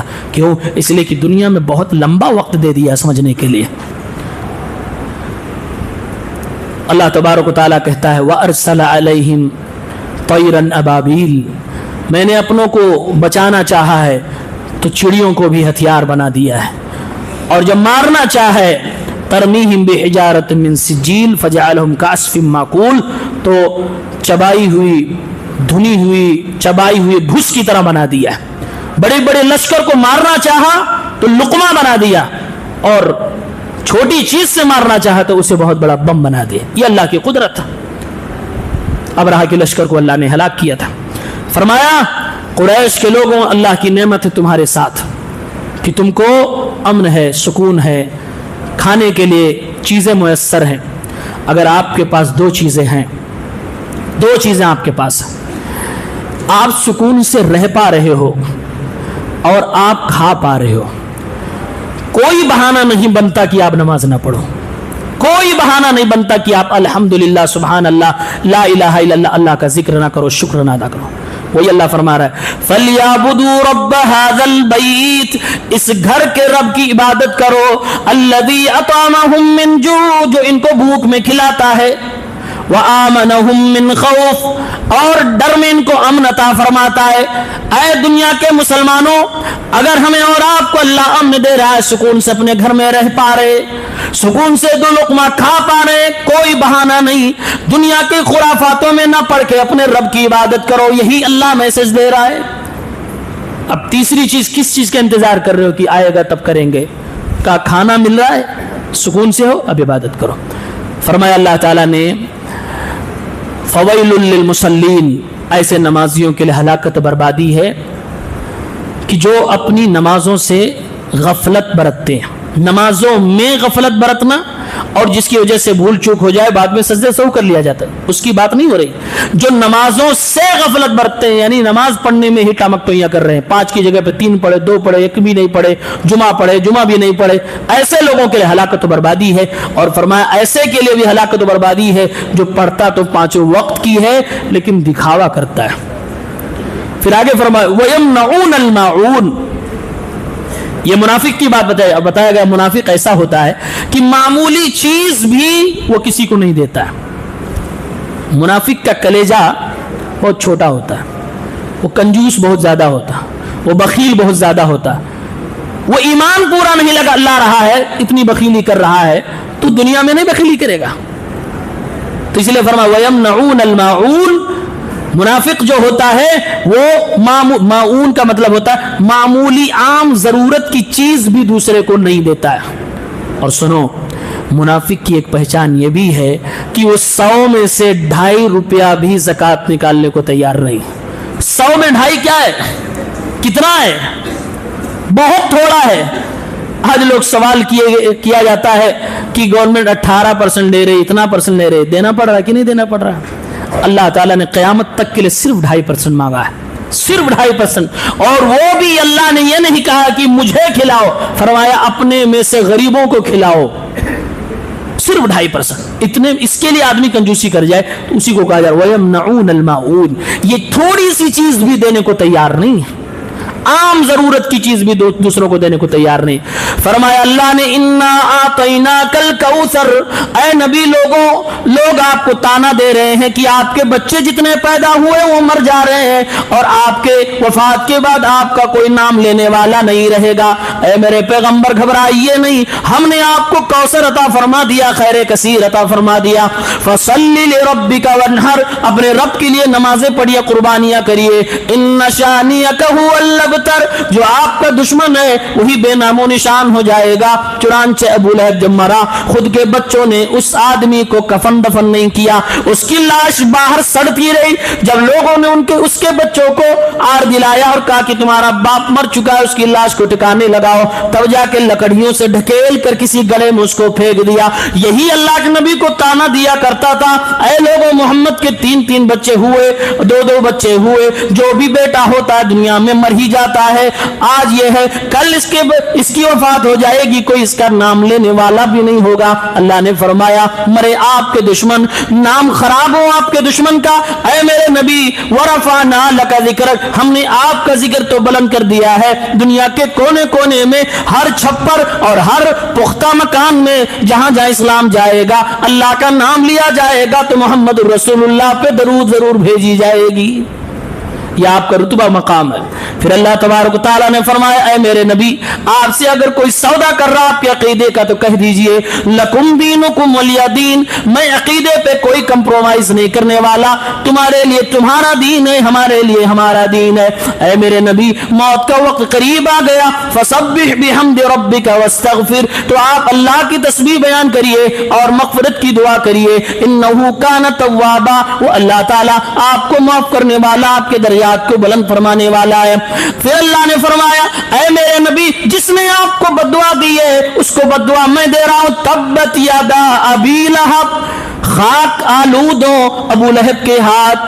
ما اغنا عنہ ما کسب، تبت یدا ابی لہب وتب، اس کے ہاتھ خاک آلود ہو جائیں. پھر اللہ فرما رہا ہے اے میرے نبی ابو لہب ابھی زندہ ہے، اس کی زندگی میں اس کی موجودگی میں یہ پڑھ کے سنا دیا جائے سیصلی نارا ذات لہب، یہ ابو لہب دہکتی ہوئی آگ کے اندر ڈالا جائے گا. وامرأتہ حمالۃ الحطب، اور اس کی بیوی خود اپنے شوہر کے ہاتھ سے ہاتھ بٹایا کرتی تھی تو اس کے ساتھ وہ بھی جہنم کے اندر جائے گی. یہ ابو لہب کی زندگی میں آیت اتری تھی. اگر ابو لہب ایک کام کر لیتا کہ لاؤ اسلام قبول کر لیتے ہیں، یہ آیتیں جھوٹی ہو جاتی. لیکن اللہ تعالیٰ ہدایت دینے والا ہے. ایک بار اللہ تعالیٰ نے اگر کہہ دیا قرآن میں کہ یہ جہنم میں جائے گا، اس کا مطلب کلیئر تھا، ابو لہب چاہ کے بھی ایمان قبول نہیں کر سکتا ہے۔ اگر وہ قرآن کو جھوٹا ثابت کرنا چاہتا اور کہتا محمد تمہارا قرآن کہتا کہ میں جہنم میں جاؤں گا، دیکھو میں اسلام لا رہا ہوں، قرآن جھوٹا ہو جاتا وقتی طور کے لیے، لیکن نہیں، اللہ نے توفیق ہی نہیں دی۔ پھر اللہ تبارک و تعالیٰ فرما رہا ہے اے دنیا کے لوگوں قل هو اللہ احد، اللہ کو ایک سے زیادہ ماننے والوں کا رد فرمایا اور فرمایا اللہ ایک ہے، اللہ الصمد، اللہ تعالیٰ فرما رہا ہے اللہ بے نیاز ہے۔ چڑھاوا چڑھانے والے سارے معبودان باطلہ کا رد کرتے ہوئے فرمایا وہ اللہ جس کی عبادت ہونی چاہیے وہ ایک ہے، وہ بے نیاز ہے، جو تمہارے چڑھاؤں کا محتاج نہیں ہے۔ لم یلد ولم یولد، جو اللہ کا بیٹا بیٹی مانتے ہیں ان کا رد کرتے ہوئے فرمایا کہ اللہ تعالیٰ نہ کسی سے جنم لیا ہے اور نہ وہ کسی کو جنم دینے والا ہے، وہ نہ کسی کے باپ ہے وہ نہ کسی کا بیٹا ہے۔ ولم یکن لہ کفوا احد، اور دنیا جہان کے سارے شرک کا رد کرتے ہوئے فرمایا اے کائنات کے لوگوں رب العالمین کے برابر کوئی بھی نہیں ہے۔ اسی لیے یہ سورۃ التوحید ہے۔ پھر اس کے بعد سورہ فلق ہے، سورہ فلق میں کہا گیا اے نبی آپ کہہ دیجئے قل اعوذ برب الفلق، صبح کے رب کی پناہ میں آتا ہوں۔ اسی میں کہا جا رہا ہے من شر النفاثات فی العقد، وہ جادوگر جو جادو کرتے ہیں پڑھ پڑھ کے پھونک مارتے ہیں، اے اللہ جادوگروں کے اس جادوگری سے بچا لے۔ ومن شر حاسد اذا حسد، آدمی جادو کیوں کرتا ہے؟ جب کسی سے جلنے لگتا ہے، کسی کو مارنا چاہتا ہے، گرانا چاہتا ہے، تب جادو کرتا ہے، اس لیے فوراً کہا گیا کہ اے اللہ حسد کرنے والوں کے حسد سے ہمیں بچا لے۔ پھر اس کے بعد آخری سورہ ناس اللہ فرماتا ہے قل اعوذ برب الناس ملک الناس الہ الناس، اے نبی کہہ دیجئے میں لوگوں کے رب کی پناہ میں آتا ہوں، میں لوگوں کے مالک کی پناہ میں آتا ہوں، میں لوگوں کے معبود برحق کی پناہ میں آتا ہوں۔ من شر الوسواس الخناس، وسوسہ ڈالنے والے اور پیچھے ہٹنے والے وسواس اور شیطان کے وسوسے سے، اس کے شر سے میں بچنا چاہتا ہوں، اس لیے اللہ تعالیٰ کی پناہ میں آتا ہوں۔ الذی یوسوس فی صدور الناس، جو لوگوں کے سینوں میں وسوسہ ڈالتا ہے، من الجنۃ والناس، اے اللہ انسانی شیطانوں سے بھی بچا لے اور جناتی شیطانوں سے بھی بچا لے، ہر دشمن سے میں بچنے کے لیے تیرے پناہ میں آتا ہوں۔ یہ قرآن کریم سورہ ناس آخری سورت، شروعات اللہ کی تعریف الحمدللہ رب العالمین سے ہوئی ہے اور اخیر میں کہا جا رہا ہے اے اللہ دنیا کی مصیبت اور پریشانیوں سے بچا لے اور میں تیری پناہ میں آ رہا ہوں۔ یہی ہے بندگی کہ اللہ کی تعریف کرو اور پھر اپنے آپ کو اللہ کے حوالے کرو، ساری دنیا کی مصیبت، مشکلات، شرور، فتنے سے بچا لیے جائیں گے۔ یہ اللہ تبارک و تعالی ہم اور آپ کو پیغام دے رہا ہے۔ اللہ کا قرآن اللہ کی کتاب ہے، یہ اللہ کا پیغام ہے، اللہ کا میسج ہے، اسے جیسے ہم نے سنا ہے اللہ وحدہ لا شریک ہم سب کو عمل کرنے کی توفیق عنایت فرما۔ رب العالمین ہمیں قرآن کریم میں مزید گہرائی اور گہرائی تدبر کرنے کی توفیق عنایت فرما۔ الہ العالمین ہم سب کو قرآن مجید پر عمل کرنے کی توفیق دے، کما حق ہو جیسے اس کو سمجھنا اور تلاوت کرنا ہے ایسے ہمیں تلاوت کرنے اور سمجھنے کی توفیق عنایت فرما۔ رب العالمین اس قرآن کریم کو کل قیامت کے دن ہمارے حق میں سفارشی بنا، ہمارے خلاف اس کو حجت نہ بنا۔ رب العالمین ہم سب کو بخش دے، معاف فرما دے۔ وآخر دعوانا ان الحمدللہ رب العالمین۔ سبحانك اللهم وبحمدك أشهد أن لا إله إلا أنت أستغفرك وأتوب إليك۔